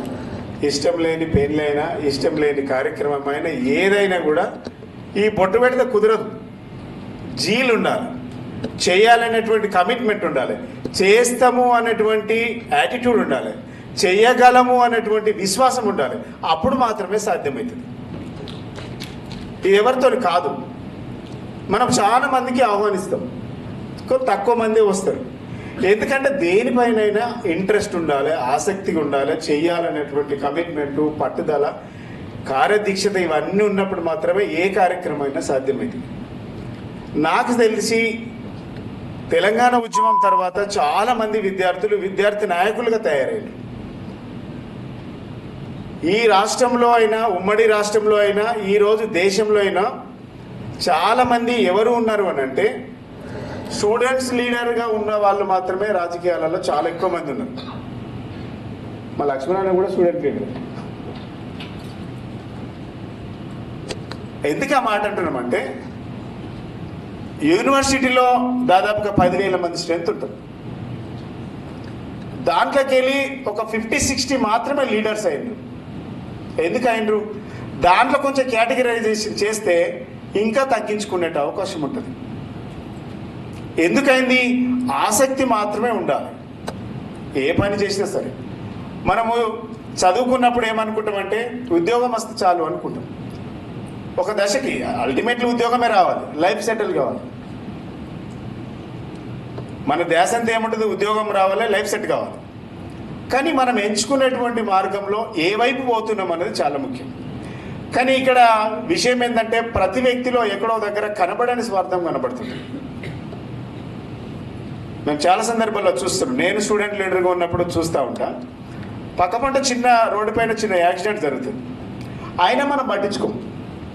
ఎందుకు పట్టించుకుంటాం? మనకు అవసరం లేదు, మనకు సంబంధం లేదు. యూనివర్సిటీలో చాలా గొడవలు జరుగుతుంటాయి, అది ప్రైవేట్ కాలేజ్ అయినా గవర్నమెంట్ కాలేజ్ అయినా. ఆ గొడవలు జరుగుతున్నప్పుడు చాలామంది ఏం చేస్తారంటే ఇది మనకు సంబంధం లేదని చాలామంది పోతుంటారు. ఈ సంబంధం లేదు అని పోతే అసలు ఈ సమాజం ఎటుపోతుందని ఒకసారి ఆలోచన చేయాలి. ఏ ఇష్యూ అయినా సరే. నాకు తెలిసి ఇంకోటి ఏమనుకుంటా అంటే చాలామందికి ఇప్పుడున్నటువంటి యూత్కి చాలామందికి పాలిటిక్స్ మీద ఒక నెగిటివ్ ఇంప్రెషన్ ఉంది. ఎందుకంటే చాలా తిరుగుతుంటాయి కాబట్టి చెప్తున్నా, నెగిటివ్ ఇంప్రెషన్ ఉంది. ఇందాక వెంకయ్యనాయుడు గారు చెప్పిండ్రు, మాట్లాడే భాష, మాట్లాడుకునేటువంటి భాష, ఒక పార్లమెంటు వ్యవస్థలో మాట్లాడుతున్నటువంటి భాష, అసెంబ్లీలో జరుగుతున్నటువంటి చర్చలో భాష, అన్ని వాటిలలో కూడా భాష సరళి బాగాలేదనే డిస్కషన్ జరుగుతూ ఉన్నది. ఎందుకనంటే ఎవడైతే విజ్ఞానవంతుడు, విజ్ఞానం కలిగినటువంటి వాడు ఆలోచించడం మానేసిండు. విజ్ఞానవంతుడు అజ్ఞానంతో అవుట్ సైడ్ వెళ్ళిపోతుండు. ఎందుకు? ఇది నాకెందుకు అని ఏటి వరకు చూసుకుంటుండ్రు? నేను, నా జాబు, నా కెరియరు, నా ఫ్యామిలీ, నా వైఫ్, నా పిల్లలు. నిజంగా ప్రతివాడు అట్లే అనుకుంటే ఈ దేశానికి స్వాతంత్రం వచ్చేదా అని ఒకసారి ఆలోచన చేయాలి. ఈ రాష్ట్రానికి తెలంగాణ రాష్ట్రం వచ్చేదా అని ఒకసారి ఆలోచన చేయాలి. ప్రతి వ్యక్తి ఆలోచన చేయాలి. స్టూడెంట్స్ పవర్ అనేది, యూత్ పవర్ అనేది ఈ సమాజాన్ని ఎంతటి దానైనా ఎదుర్కొనేటువంటి శక్తి ఎవరికి ఉంటుందంటే ఒక స్టూడెంట్స్కు, యూత్కు మాత్రమే ఉంటుంది. చప్పట్లు కొట్టట్లేదు.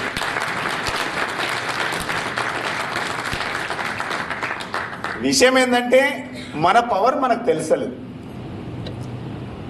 అది నీకు ఎప్పుడు తెలుస్తుంది అంటే స్టూడెంట్ లైఫ్లో నువ్వు ఒక స్టూడెంట్ వింగ్లో పనిచేసినప్పుడు మాత్రమే తెలుస్తుంది, వేరేటోళ్ళకి తెలియదు.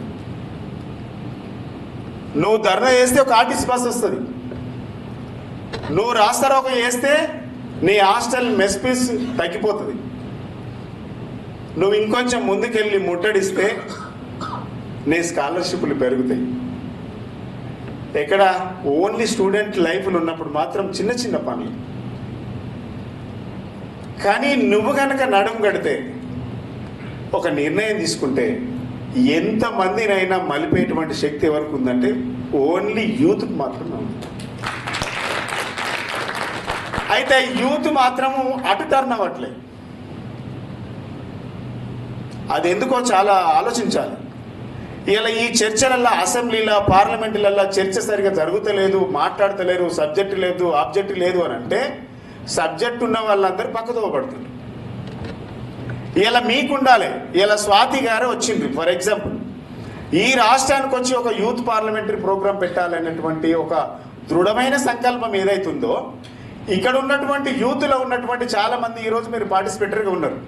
నేను ఒక పార్లమెంటు సభ్యునిగా అయితే ఏం మాట్లాడతా, ఈ రాష్ట్రం కోసం ఏం మాట్లాడతా, ఈ దేశం కోసం, నన్ను గెలిపించినటువంటి ప్రజల కోసం, నన్ను గెలిపించినటువంటి నియోజకవర్గ ప్రజల కోసం ఏం చేయాలన్నటువంటి ఆసక్తి నీలో ఉండాలి.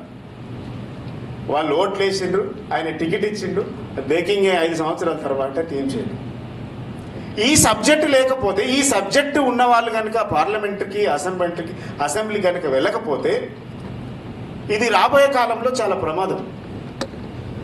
ఎందుకంటే నేను ఒక స్టూడెంట్ లీడర్గా పనిచేసిన, నేను 20 సంవత్సరాల నుంచి రాజకీయాలలో ఉన్నా కాబట్టి నేను దగ్గరికి వెళ్ళి అబ్జర్వేషన్ చేయను కాబట్టి చెప్తా ఉన్నాను. నేనే నా ఎగ్జాంపుల్ చెప్తా ఉన్నాను. తెలంగాణ మూమెంట్లో మేము లైబ్రరీ ఉస్మానియా యూనివర్సిటీ అన్ని బైకట్ చేసాం. చాలామంది స్టూడెంట్స్ తెలంగాణ ఉద్యమంలో వందల మంది విద్యార్థులు చనిపోతూ ఉంటే బుక్కులు పట్టుకొని లైబ్రరీకి వెళ్ళి మాకు చదువుకున్నది ఉంది అంటే మరి ఇదేమని కోసం? ఒక ఉద్యమము, ఒక ధర్నా, ఒక రాస్తారోక చేస్తే ఒక్క ఇంటి మనిషి కోసం చెయ్యం. ఏదైనా ఒక సబ్జెక్ట్ తీసుకుంటే ఈ వ్యవస్థలో ఎంతో కొంత మార్పు కోసం చేస్తున్నటువంటి ఒక ప్రయత్నం. ఈ మధ్య ఒక మిత్రుడు కలిసింది,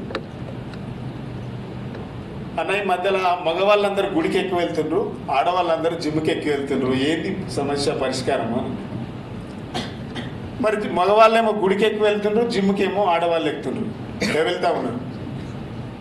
మరి ఈ వ్యవస్థ కోసం పనిచేసే వాళ్ళు ఎవరు వస్తారు ముందుకు?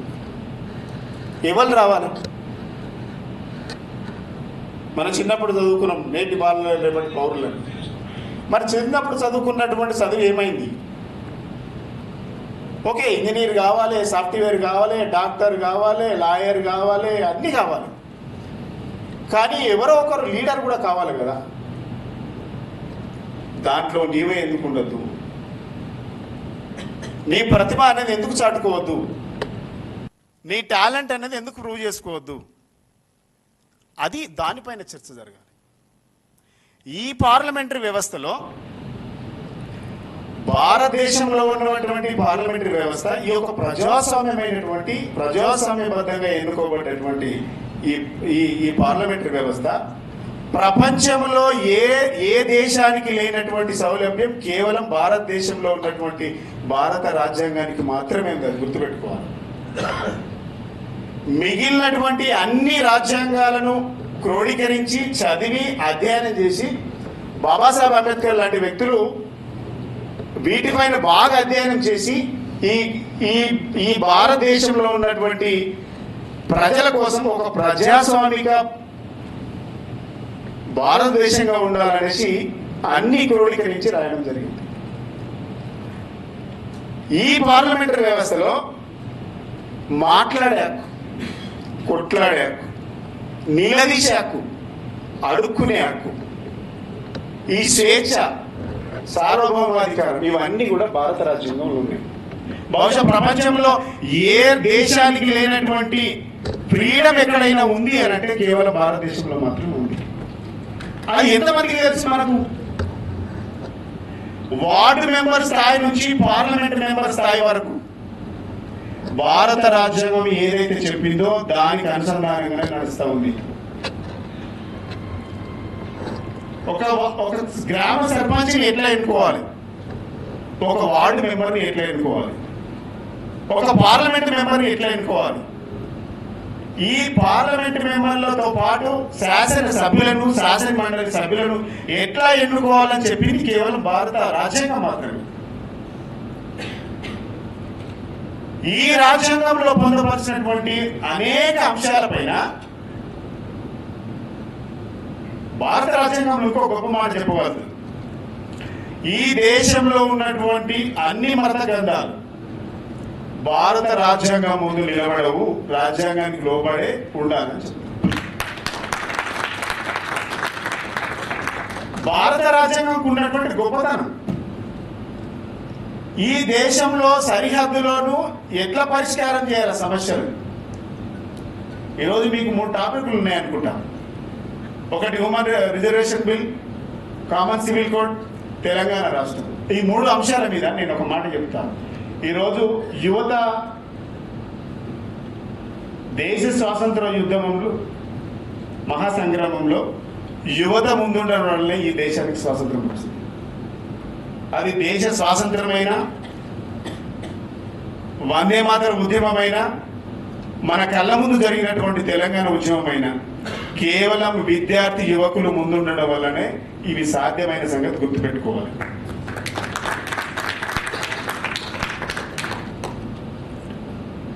భారత రాజ్యాంగం కల్పించినటువంటి ఆర్టికల్స్ ద్వారా మాత్రమే ఈరోజు తెలంగాణ రాష్ట్రం తెలుసుకున్నాం. భారత రాజ్యాంగంలో లేకపోతే తెలంగాణ రాష్ట్రం లేదు. కాశ్మీర్ నుంచి కన్యాకుమారి వరకు సమస్యలు వెతుకుతున్నామంటే భారత రాజ్యాంగంలో పొందపరిచినటువంటి అంశాలను క్రోడీకరించి మాత్రమే ఇవాళ దేశ సరిహద్దుల్లో ఉన్నటువంటి సమస్యల పరిష్కారం వెతుకుతూ ఉన్నది ఈ దేశం. ఇలా మహిళా రిజర్వేషన్ బిల్లు ఉండాలని బాబాసాహెబ్ అంబేద్కర్ గారు మొట్టమొదటిసారిగా ప్రపోజ్ చేసిండు. ఈ విషయం చాలా మందికి తెలియదు, దాంట్లో చాలా మంది మహిళలకు తెలియదు. మొట్టమొదటిసారిగా మహిళలకు సమాన హక్కులు ఉండాలని చెప్పినటువంటి మహానుభావుడు ఎవరైనా ఉన్నారు ఈ దేశంలో అంటే కేవలం బాబాసాహెబ్ అంబేద్కర్ మాత్రమే. సమాన హక్కులు ఉండాలని చెప్పిండు. ఇలా 33% రిజర్వేషన్ ఇలా భారతదేశం ప్రభుత్వం ప్రకటించింది అంటే ఇలా ఆర్టికల్లో భారత రాజ్యాంగంలో ఉన్నటువంటి అంశాన్ని మాత్రమే తీసుకొని ఇలా రిజర్వేషన్ బిల్లు పాస్ చేయడం జరిగింది. ఇలా తెలంగాణ రాష్ట్రమైనా సరే, కామన్ సివిల్ కోడ్ అయినా సరే, రిజర్వేషన్ బిల్ అయినా సరే, ఇంకా ఏ అంశమైనా సరే దేనికి ముడిపడి అంటే భారత రాజ్యాంగం అనేటువంటి పుస్తకానికి ముడిపడి ఉంది ఈ దేశం. ఈ భారత రాజ్యాంగంలో ఒక మాటలు చెప్పాలంటే ఒక మనిషి మనిషిగా ఎట్లుండాలి అని అనుకుంటే భారత రాజ్యాంగం అనే పుస్తకం చదువుకుంటే మనిషి ఎట్లా జీవించాలో తెలుస్తుంది. అంత గొప్ప ప్రజాస్వామ్యం భారతదేశం. భారతదేశంలో విలువలు, నైతిక విలువలు, సిద్ధాంతాలు, ఫ్యామిలీ పరమైనటువంటి డిస్ప్యూట్స్ కూడా ఎట్లా క్లియర్ అయ్యాలో భారత రాజ్యాంగంలో ఉంటుంది. ఇది చాలా మందికి మనం ఏమనుకుంటామంటే స్టూడెంట్ లైఫ్లో మనం ఏమనుకుంటామంటే టు ద టాపికే చదువుతాం, ఎగ్జామ్లో ఏమొస్తుంది, క్వశ్చన్ ఏమొస్తుంది, ఆన్సర్ అదే అంటే నాతో సహా. తర్వాత దానికి బొమ్మ మనం చర్చ జరగాల్సింది, చర్చ పెట్టాల్సింది, ఈ దేశాన్ని మనం నడిపించాల్సింది, ఈ దేశాన్ని ముందుకు తీసుకెళ్లాల్సినటువంటి సిద్ధాంతాలు ఏమున్నాయంటే భారత రాజ్యాంగంలో పొందుపరిచినటువంటి ప్రాదేశిక అంశాలు, ప్రాథమిక సూత్రాలు ఏవైతున్నాయో వాటి ఆధారంగా ఈ దేశం నడుస్తూ ఉంది. వాటిని ఇంప్లిమెంటేషన్ చేయడానికి విద్యావంతులు, విజ్ఞానవంతులు చట్టసభలలో ఉండడానికి ఉత్సాహం చూపాలి. అప్పుడైతేనే ఈ దేశం మనుగడ సాధిస్తుంది, అప్పుడైతేనే ఈ దేశం పురోగతి సాధిస్తుంది, అప్పుడే ఈ భారతదేశం, ఈ రాష్ట్రం మిగిలిన దేశాలతో పోటీ పడడానికి ఇంకెంతో వేగంగా పురోగతి చెందుతుంది. ఇక నాకెందుకులే రాజకీయాలు అని అంటే ఏం చేయలేదు. దీనికి ఒక సామెత ఉంటుంది, ధనవంతుడేమో సముద్రం లాంటివాడు, ధనవంతుడు సముద్రం లాంటివాడు. సముద్రం అనేది చాలా విస్తారంగా ఉంటుంది, కానీ ఆ నీళ్లు దేనికి పనికిరావు, గుర్తుపెట్టుకోండి. ధనవంతుడు సముద్రం లాంటివాడు, ఆ నీళ్లు ఎప్పుడు కూడా ఉప్పుగా ఉండేవి, దేనికి పనిరావు, సాగునీటికి పనికిరావు, తాగునీటికి పనికిరావు. అర్థమవుతుందా? కానీ గుణవంతుడు బావి లాంటి వాడు, బావిలో నీళ్లు ప్రతి ఊరిలో ఉన్నటువంటి ప్రతి వాడికి అందుబాటులో ప్రతి వాడు తాగుతాడు. విద్యార్థిగా, యువతగా మీరు ఆలోచన చేయాల్సింది ఏంటంటే మీరు సముద్రంలాగా ధనవంతుడిగా ఉంటారా, బావిలాగా ఉండి గుణవంతుడిగా ఉంటారా, విద్యావంతుడు తెలుసుకో. ఎటువైపు మన ప్రయాణం 10 మందికి ఉపయోగపడతామా? మనం కనుక ముందుకు రాకపోతే పొలిటికల్ పార్టీ ఎవరికైనా గెలిచే వాళ్ళకి టికెట్ ఇస్తుంది, గెలుపు కూరాలకు టికెట్ ఇస్తుంది. చదివిండా చదవలేడా అవసరం లేదాడు, పార్టీ గెలవాలి, ప్రతిపక్షంలో ఉండద్దు, అధికార పక్షంలో ఉండాలని కోరుకుంటుంది ఏ పార్టీ అయినా. నేనేమంటున్నా అంటే ఎక్కువ చదువుకొని విజ్ఞానవంతుడు ఒక సబ్జెక్టు పైన పూర్తిగా అవగాహన కనుక ఉంటే వాడికి ఎట్లా మాట్లాడాలో తెలుసు. ఈ దేశ ప్రజల కోసం, ఈ రాష్ట్ర ప్రజల కోసం ఏమి ఇయ్యాలో అర్థమైంది. మరి ఎవరు రావాలి చట్టసభలకు? మీలాంటి వాళ్ళు, నాలాంటి వాళ్ళు, మనలాంటి వాళ్ళు అందరూ. అప్పుడే దేశం బాగుపడుతుంది. దేశం బాగుపడాలి, దేశం గర్వించదగ్గ దేశం కావాలని ఊరికే గోడల మీద రాసుకుంటే, పేపర్లలో రాసుకుంటే, టీవీలలో చెప్పుకుంటే కాదు. మనం ఈ దేశం కోసం ఏం చేయాలి, ఈ రాష్ట్రం కోసం ఏం చేయాలి? నేను కన్నందుకు నీ తల్లిదండ్రుల కోసం ఉద్యోగం గిఫ్ట్ ఇస్తున్నావు, మంచిదే. నీ పిల్లల కోసం ఆస్తి సంపాదిస్తున్నావు, మంచిదే. కానీ నేను కన్న గడ్డకు, నీ సొంత ఊరికి ఈ దేశానికి ఏమి ఇవ్వాలో కూడా ఒక్కసారి నిర్ణయం జరగాలి మనం. అది చాలా ముఖ్యం. నీకు నీ పిల్లలకి ఇవ్వడం వేరే, కానీ ఈ దేశం కోసం కూడా ఇవ్వాలి. మిగిలిన దేశాలలో 18 సంవత్సరాలు నిండినాక మన ఇంటికి గెట్టేస్తారు, నువ్వే బతుకుపో అని చెప్పేసి. మనం ఏం చేస్తున్నాం, 30 ఏళ్ళ కూడా పండుగ బిడ్డని సంపాదించిన ఆస్తి అని చెప్తున్నాం. అంటే మనమే తల్లిదండ్రులే పిల్లల్ని సోమరి పొద్దులు తయారు చేస్తున్నాం. అందుకే ఒక చిన్న అడుగుతుంది, 4 నుంచి 5 గంటల మధ్యలో లేచేవాళ్ళు చాలా మంది వినాలి. 3 నుంచి 4 మధ్యలో లేచేవాళ్ళు వెంకయ్య గారు చెప్పింది. ఎందుకంటేమో 7 గంటలకే పడుకునేవాళ్ళు. ఈరోజు మనము 12 గంటలకు డిన్నర్ చేస్తున్నాం. నేల ఖరాబ్ అవుతుంది, నేల గ్యానే ఖరాబ్ అవుతుంది. 12 గంటలకు డిన్నర్ ఉంటుంది మనం. పొద్దున 11 గంటలకు బ్రేక్ఫాస్ట్ ఉంటుంది. వెళ్తే అక్కడే దొబ్బింది. 3 నుంచి ఎన్టీ రామారావు 3 గంటలకు నుంచి 4 గంటల మధ్య లేచి ఆయన బ్రేక్ఫాస్ట్ చేసేవాడు. 3 నుంచి 4 మధ్య లేచి పూజ చేసుకొని ఆయన బ్రేక్ఫాస్ట్ తినేవాడు. ఈ 3 నుంచి 4 గంటల మధ్యలో లేచేవాడు 10 మందికి ఉపయోగపడతాడట. 4 నుంచి 5 గంటల మధ్యలో లేచేవాళ్ళు వాళ్ళు పడి వాళ్ళు చేసుకుంటారట. 6 నుంచి ఆ పైన లేచేవాడు మిగిలిన వాళ్ళ మీద ఆధారపడతాడు. మీరు ఎప్పుడైనా ఇంట్లో గమనించండి, 7 గంటలకు లేస్తాం, ఇంటోళ్ళ మీద ఆధారపడతాం. ఇవాళ దేశం కోసం, ఈ వ్యవస్థ కోసం పాటుపడాలంటే ఈ వ్యవస్థలో నేను భాగస్వామిని అని అన్నప్పుడు మాత్రమే సాధ్యమైంది.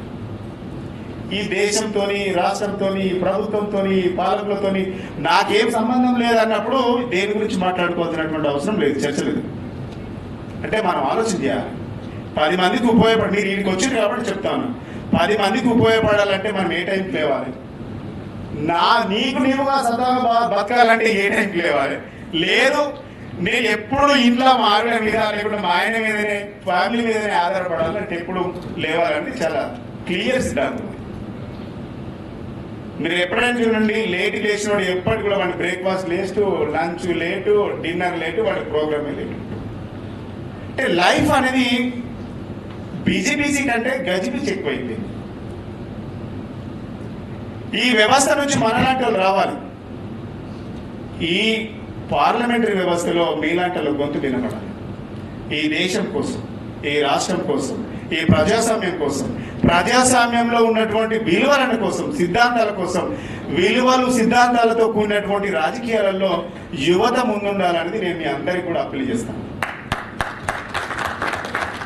నాకు కూడా 2004లో ఉద్యోగం వచ్చింది. నేను ఉద్యోగం వస్తే అప్పుడు హరీష్ అన్న కేసీఆర్ గారు వచ్చి, నీకు ఉద్యోగం, ఒక మాట నాకు ఎప్పటికి గుర్తు, ఉద్యోగం చేస్తే నీవు మాత్రమే బతుకుతావు. ఈ తెలంగాణ ఉద్యమంలో కనుక మీలాంటి చదువుకున్న వాళ్ళు కనుక ఉంటే తెలంగాణ ప్రజలందరికీ ఉపయోగపడుతుంది, మాతో నడవచ్చు. నిజంగా 2004లో వదిలేసినామంటే ఉద్యోగం, ఈ రోజు కూడా ఉద్యోగం ప్రయత్నం జరిగింది.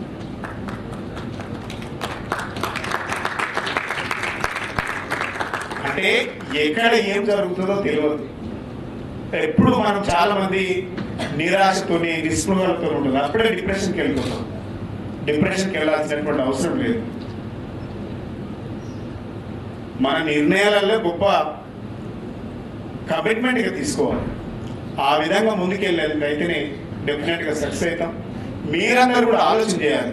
ఈరోజు మీ అందరూ కూడా పార్టిసిపేట్ కాబోతున్నారు కదా, మీరు నిజంగానే ఫ్యూచర్లో ఒక శాసనసభ్యుడు లేకుంటే ఒక పార్లమెంట్ సభ్యుడు అయితే మీరు ఏ విధంగా ఫీల్ అవుతారో ఆ ఫీల్తో ఇవాళ మాట్లాడబోతా ఉన్నాను. ఒక గొప్ప వేదిక అసలు రాలేదు, ఇవాళ మీకు అవకాశం వచ్చింది.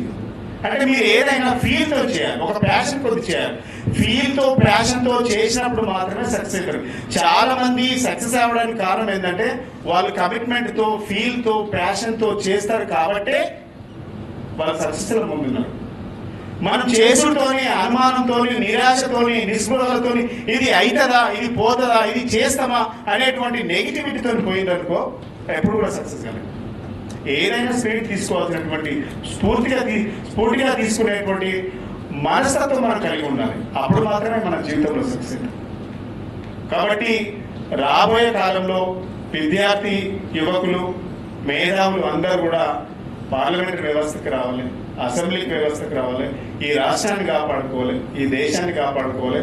రాబోయే కాలంలో ఎందుకటికి ఈ దేశానికి వెన్నుముక రైతన్న అని చెప్పినాం, రైతన్న ఉన్నాడు. ఈ దేశానికి రాబోయే కాలంలో వెన్నుముక యువత మాత్రమే. ఈ దేశాన్ని నడిపించేది యువత మాత్రమే.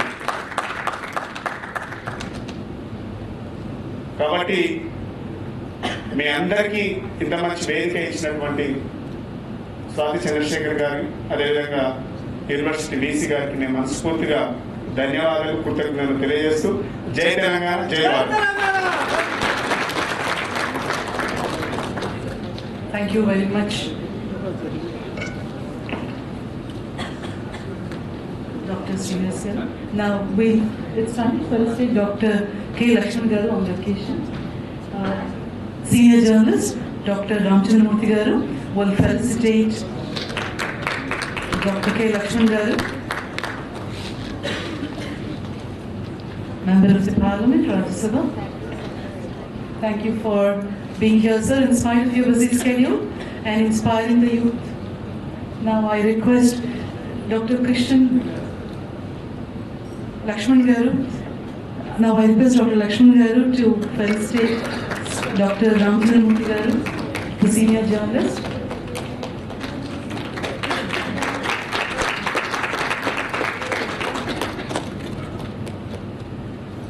Thank you so much, sir.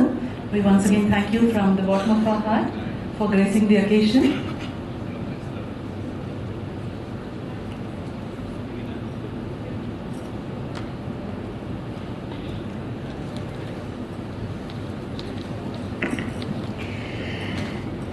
I heartily thank Lakshman Garu for gracing the occasion.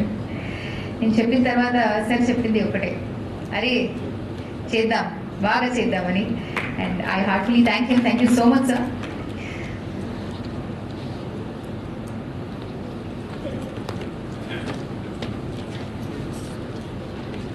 Now I request Honorable Vice Chancellor, Usmania University, Professor Dandamoy Ravindra Garu, to address the gathering.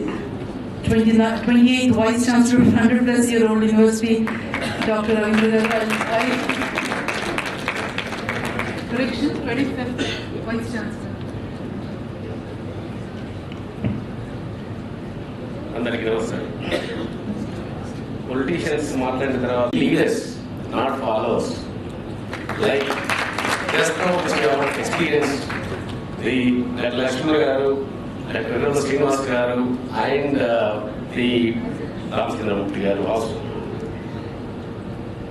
Ramachandramurthy గారు దాదాపుగా ఒక 30 years నుంచి తనతోటి అనుబంధం ఉన్నటువంటి ఒక గొప్ప విలువ కలిగినటువంటి ఒక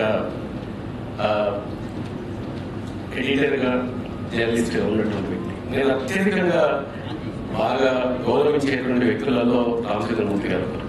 ఎందుకంటే జర్నలిస్టిక్ వాల్యూస్ ఉన్నటువంటి ఒక వ్యక్తిగా ఉన్నటువంటి రామచంద్రమూర్తి గారు. సార్ గుర్తుందో లేదో అని అనుకున్నాను, కానీ మేము దశ దిశ సార్ ఏర్పాటు చేసినప్పుడు అనంతపూర్లో జరిగినటువంటి దశ దిశకి తెలంగాణ రిప్రజెంటేటివ్గా నేను వెళ్ళడం జరిగింది. తెలంగాణ రిప్రజెంటేటివ్గా నేను వెళ్ళినప్పుడు తెలంగాణ నుంచి ఆంధ్ర కానీ రాయలసీమ కానీ వెళ్ళినటువంటి వాళ్ళు ఏ తెలంగాణ నుంచి ఇంటలెక్చువల్ మాట్లాడలేదు. కావాలంటే మీరు చెక్ చేసుకోవచ్చు. తిరుపతిలో కానీ, నెల్లూరులో కానీ, విజయవాడలో కానీ, విశాఖపట్నంలో కానీ ఏ ఇంటలెక్చువల్ తెలంగాణ నుంచి వాళ్ళు మాట్లాడలేదు. బట్ సమ్హౌ అనంతపూర్లో 30 minutes without uninterrupted, which I spoke a present on behalf of the Telangana and Telangana. Why do we want Telangana? ఎందుకు తెలంగాణ కావాలనే దానిపైన 30 minutes. ప్రతి మీటింగ్లో రామచంద్రమూర్తి గారు ఆంధ్ర పోయినప్పుడు, రవీంద్ర గారు మాట్లాడినప్పుడు రాయలసీమలో ఉన్న అనంతపూర్ వాళ్ళు చక్కగా విని తర్వాత రెస్పాండ్ కావడం జరిగింది. తర్వాత చాలా different story. But at the same time listen, వినడం అనేటువంటి, అంటే రాయలసీమ కల్చర్కు తెలంగాణ కల్చర్ చాలా దగ్గరగా ఉండేటువంటి అని చెప్పి దాన్ని ఆ డీటెయిల్స్లోకి తీసుకుపోయినటువంటి గొప్ప కాంట్రిబ్యూషన్ తెలంగాణ చేసినటువంటి దిశను ఏర్పాటు చేసినటువంటి గొప్ప వ్యక్తి రామచంద్రమూర్తి గారు. దాన్ని ఫామ్లో తీసుకురావడం జరిగింది. ఫ్యూచర్ జనరేషన్స్కు ఆ డిబేటివ్ డిస్కోర్స్ డిసిషన్ ఇంతకుముందు ఎర్లీ క్లాసులతో కలిపి మాట్లాడినటువంటి రామచంద్రమూర్తి మన వెంకయ్యనాయుడు గారు, అదేవిధంగా డాక్టర్ రోజు శ్రీనివాస్ గారు మాకు పెద్ద నాయకుడు అయినప్పటికీ కూడా మాకు విద్యార్థి. ఎందుకంటే వేరే join university 1990 student of Osmania university. At that too, the proud Usmanian and at the same time a great leader which produced the Usmania University. అన్నిటికీ ముఖ్యంగా ఏంటంటే సోషల్ కన్సర్న్ ఉన్నటువంటి లీడర్. సోషాలజీలో PhD చేశాడు కాబట్టి సోషల్ కన్సర్న్ ఉన్నటువంటి లీడర్ కాబట్టి I think which he spoke just now he took almost all that the Ambedkar ideology, which he believed in Ambedkar ideology and also practicing Ambedkar ideology. That's the greatness of Dr. Srinivas garu, which I think just now he spoke. I think we are proud of you. And ఈ job మొదలు పెట్టుకొని సమాజాన్ని సేవ చేయడానికి ఒక నిబద్ధతోటి పనిచేస్తున్నటువంటి మీలాంటి వాళ్ళు మాకు ఉస్మానియా యూనివర్సిటీకి చెప్పుకోవడానికి చాలా గర్వంగా ఉండేటువంటి నాయకులు పివి నరసింహారావు గారి నుంచి మొదలుకుంటే జయపారెడ్డి గారి నుంచి మొదలుకుంటే ఈరోజు మన తెలంగాణకు ఆంధ్రాకు ముఖ్యమంత్రులుగా పనిచేస్తున్నటువంటి వాళ్ళు కూడా ఉస్మానియన్స్. చెప్పట్లేవా?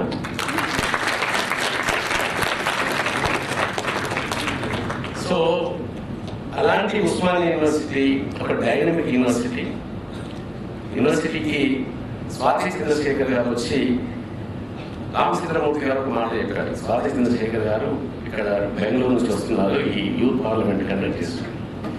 I said within no time, I took just 1 or 2 minutes and I said okay, Usmania University will associate with work with the citizen parliament, will organize the youth parliament and etc. But later I knew about her. She is a multifaceted personality. అంటే బాబు ముఖాలు అంటారు కదా, అంటే చాలా రకాలైనటువంటి ఫీల్డ్స్లో ఉన్నటువంటి చాలా rare youth young dynamic Swathi గారు as a into media TV5 Delhi బ్యూరోగా పనిచేశారు. అన్నిటికంటే ముఖ్యంగా విచ్ ఐ లైక్ దట్ టిస్లో Tata institute of social sciences, Bengaluru university, whatever it may be the ideology. But I think I too believe in ideology. But as I said a number of times also, as long as I am in the chair, since it's the chair of the highest body of the small city, I have no ideology. I am neutral. I am neutral towards everyone and each and every ideology. But my concern is that the university is our concern, students is our concern. Kabatti ideology అనేటువంటి important కాదు. Youth parliament అనేటువంటి ఒక మంచి message ముందుకు తీసుకుపోవడానికి citizen parliament సంస్థ CEO Swathi గారు రావడం అనేటువంటిది వచ్చి ఇక్కడ ఈ బ్రహ్మాండమైనటువంటి ఏర్పాటు చేయడం. ఐ థింక్ నేను అన్నాను 75% వరకు నామినేషన్ 25% వరకు నువ్వు చేస్తున్నావు అని నేను క్యాజువల్గా అన్నాను. నిజమా 25%? But frankly speaking that I only just coordinated 90% of the work, 90% of the credit goes to Swati Chandrasekhar. అంటే మొత్తం కోఆర్డినేట్ చేస్తూ ఇంత ప్రోగ్రామ్ ఆర్గనైజ్ చేయడం ఇస్ నాట్ ఈజీ. అంటే తెలంగాణ నుంచి ఇన్వైట్ చేసి చేయడం అనేటువంటి. So that's why I think even Telangana state council of higher education is also supported for that cause. And even the honourable governor Tamilisai Soundararajan garu also sent a special letter to me to coordinate with this citizen parliament and to organize this. In fact, Usmania University has organized 2 times. When I was the principal of Arts College, we have conducted the youth parliament in Arts College, which you are going to experience day after tomorrow in Arts College. And similarly in Engineering College also, we have conducted this youth parliament. But why? Why do we want to conduct this kind of parliament, youth parliament? మనం నిజమైన పార్లమెంట్లోకి మనం వెళ్ళాలనేటువంటి ఆకాంక్షలో వాళ్ళకి, అలాంటి ideology ఉన్నటువంటి వాళ్ళకి, అలాంటి leadership qualities ఉన్నటువంటి వాళ్ళకి ఇలాంటి వేదిక ఉంటుంది. How to raise the question hour అంటే ఏంటి, జీరో అవర్ అంటే ఏంటి, అడ్జోర్న్మెంట్ మోషన్ అంటే ఏంటి, రైట్, లో కాన్ఫిడెన్స్ మోషన్ అంటే ఏంటి, and how this entire democratic process started. మీకు చాలా మందికి misnomer on including political science teacher like me, that when I was in the political science student, democracy was the birthplace of UK United Kingdom, which is false. I think if you go back to our ancient historical understanding, philosophical understanding, the democracy was practiced in Buddhist period. Buddha was the first philosopher which has given the democracy and democratic values to democracy. చాలా మంది ఏమంటున్నారంటే modern period లో British parliament British వాళ్ళు చేసినటువంటిది అని చెప్తుంటారు. But at the same time British parliament లో 1295 నుంచి ఎడ్వర్డ్ I నుంచి మోడల్ పార్లమెంట్ అనేటువంటిది చేసి టాక్సేషన్ కు అప్రూవల్ తీసుకోవడానికి మోడల్ పార్లమెంట్, దెన్ దాన్ని ఇంటెలిజెంట్ కౌన్సిల్ గా చేయడం.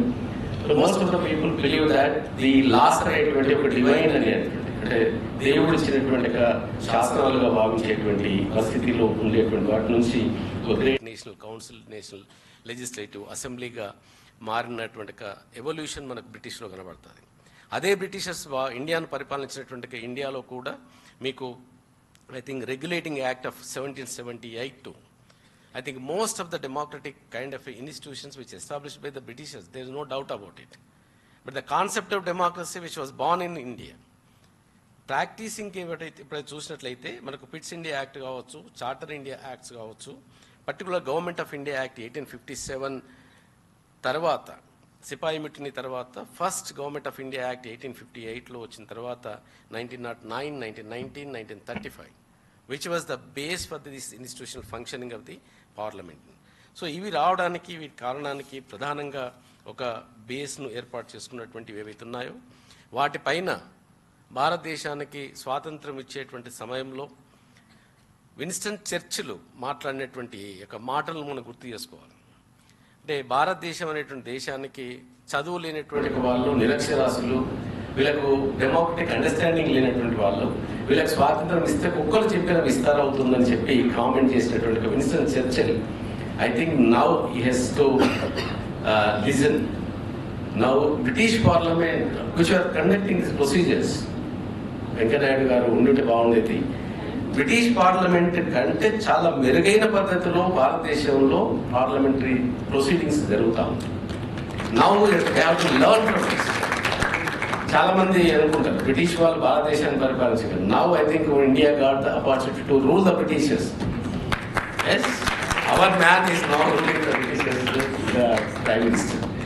So similarly this even another anecdote which I wanted to make, Jayaprakash Narayan garu, I think I have a respect about him, but at the same time on certain issues which I have to differ on certain issues. Telangana ఉద్యమం జరుగుతున్నప్పుడు, తెలంగాణ ఏర్పాటు జరిగే క్రమంలో Winston Churchill ఏదైతే భాషను use చేయడం జరిగిందో, జయప్రకాష్ నారాయణ గారు కూడా రేపు తెలంగాణ ఏర్పడితే తెలంగాణ అసెంబ్లీలో ఈ నాయకులు కొట్టుకొని అది చేస్తుంటారు, వీళ్ళు బట్టలు చెప్పుకుంటారు అని చెప్పి చాలా చీప్గా కామెంట్ చేయడం జరిగింది. But what is happening today in Andhra Pradesh assembly, మీరు చూస్తే అర్థమవుతుంది what is happening in Telangana. So that is the difference, the qualitative difference. తెలంగాణలో ఉన్నటువంటి నాయకులకు ఒక కమిట్మెంట్ తోటి ఉండేటువంటి నాయకులు, ఒక చిత్తశుద్ధితో ఉండేటువంటి నాయకత్వం, ఒక పోరాట పటిమ కలిగినటువంటి నాయకత్వం. స్వాతి గారు చెప్తుంది 180 మెంబర్స్లో మీకు ఎక్కడి నుంచి ఎక్కువ మంది ఉన్నారంటే ఉత్తర తెలంగాణ నుంచి ఉన్నారు. ఉత్తర తెలంగాణ నుంచి ఎందుకు ఎక్కువ ఉంటారు? మీకు తెలంగాణ ఉద్యమంలో కూడా సీరియస్గా పార్టిసిపేట్ చేసినటువంటి లైన్ చూసినా కానీ ఉత్తర తెలంగాణలోనే ఎక్కువ పార్టిసిపేషన్ కనబడతాం. సో సిమిలర్ అంటే ఒక కాన్షియస్నెస్. దేనికి కారణం కనుక చూసినట్లయితే గోదావరి నీళ్లు తాగిన వాళ్ళకు చాలా వరకు కాన్షియస్నెస్ ఎక్కువ. అది కరీంనగర్ కావచ్చు, ఆదిలాబాద్ కావచ్చు, జగిత్యాల కావచ్చు, వరంగల్ కావచ్చు, ఆ ప్రాంతం నుంచి వచ్చేటువంటి గోదావరి నీళ్ళకి ఆ problem.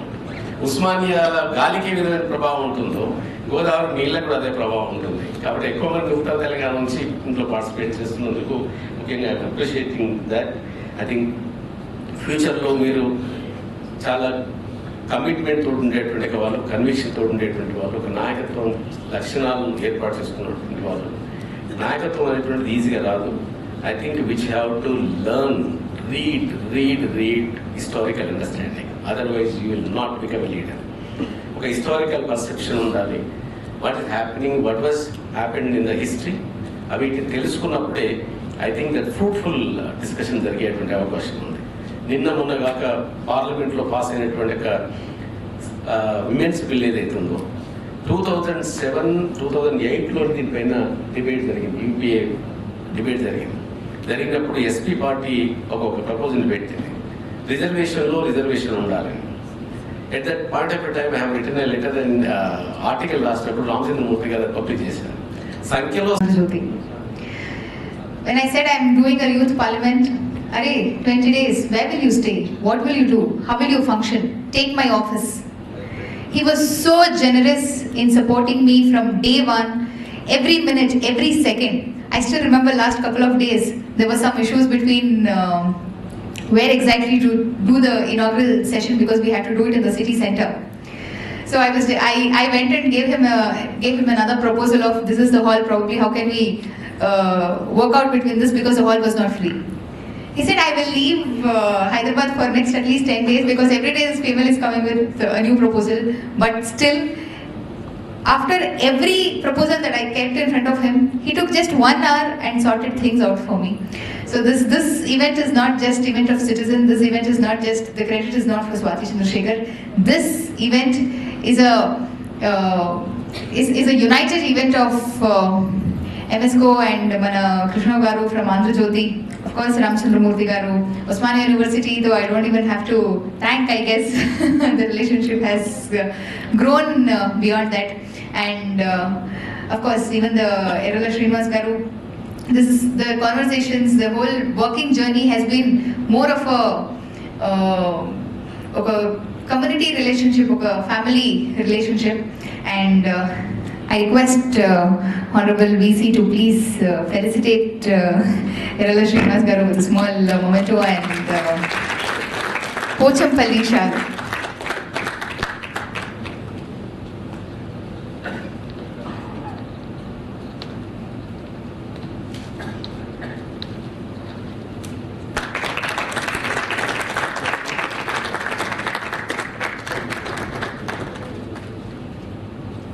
Thank you, Dr. Erala Srinivas Garu. In this occasion, I requested that I'll put MSCO on the banner. He did not agree. I said I'll put it at least on the invitation. He did not agree. I said at least for my satisfaction, I'll print one invitation with your name. But he still did not agree. He said, I'm there with you always. I please request you, at least come on stage and receive this honor, please. A huge round of applause for MSCO Vijay Kumar Garu.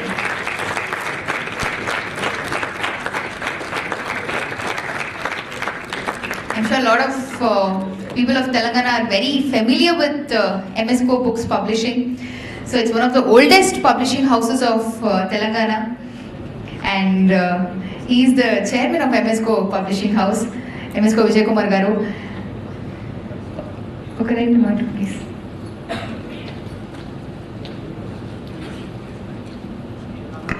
Krishnarao ఒక 2 వారాల క్రితం బ్రహ్మరాక్ష శ్లోకం చెప్పాడు. నేను ఇవాళ ఎట్లా జరుగుతుందో చూద్దామని వచ్చాను. I just went out side with one of my friend who staying here. Ramakrishna వేసింది బయటికి. Just I came here. It's a nice thing.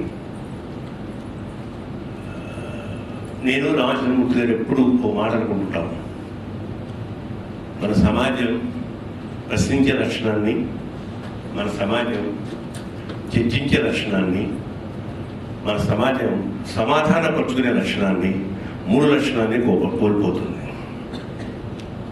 వీటిని సజీవంగా ఉంచకపోతే డెమోక్రసీ సజీవంగా ఉండే అవకాశం లేదు.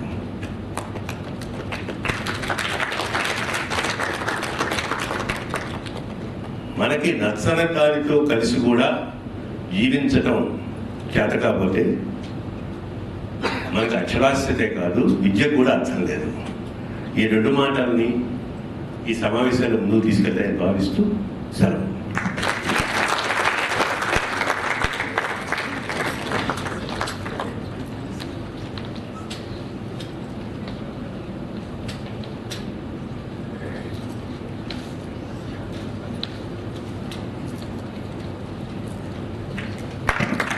all these days we have known what is MSCO books and all. Today we have seen the moving personality for it, the chairman of MSCO.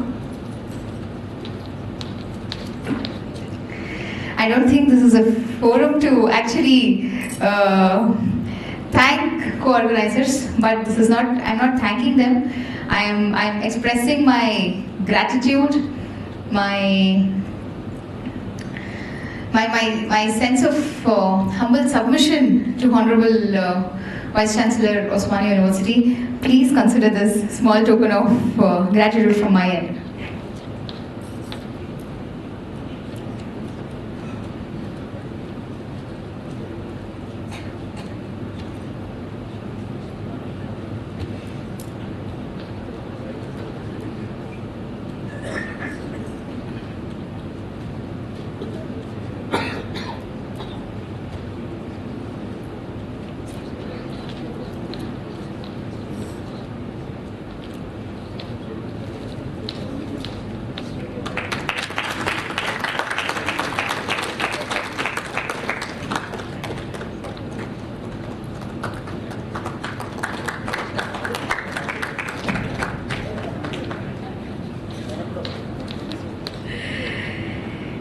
And I thank all the media and press, and also MCHRD, all staff, DG and everyone for giving us this opportunity in conducting this inauguration function in this auditorium, and the next sessions will be carried out in the SK Hall.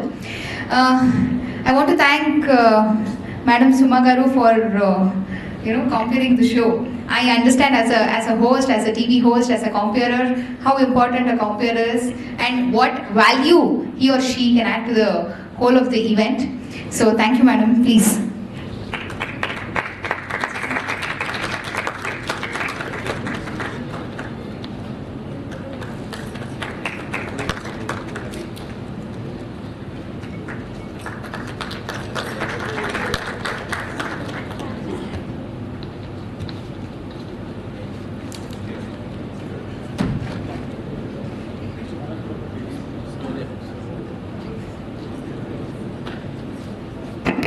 Now we are felicitating the CEO of Citizen India, Swati Chandrasekhar Garu, on behalf of Osmania University. We are very happy to conduct and continue the program these 3 days here, and Telangana is very proud of you. You've come all the way to educate our learners. Thank you so much, Swati, from the bottom of all our hearts. It's been a wonderful, pleasant, quiet program. Thank you so much once again.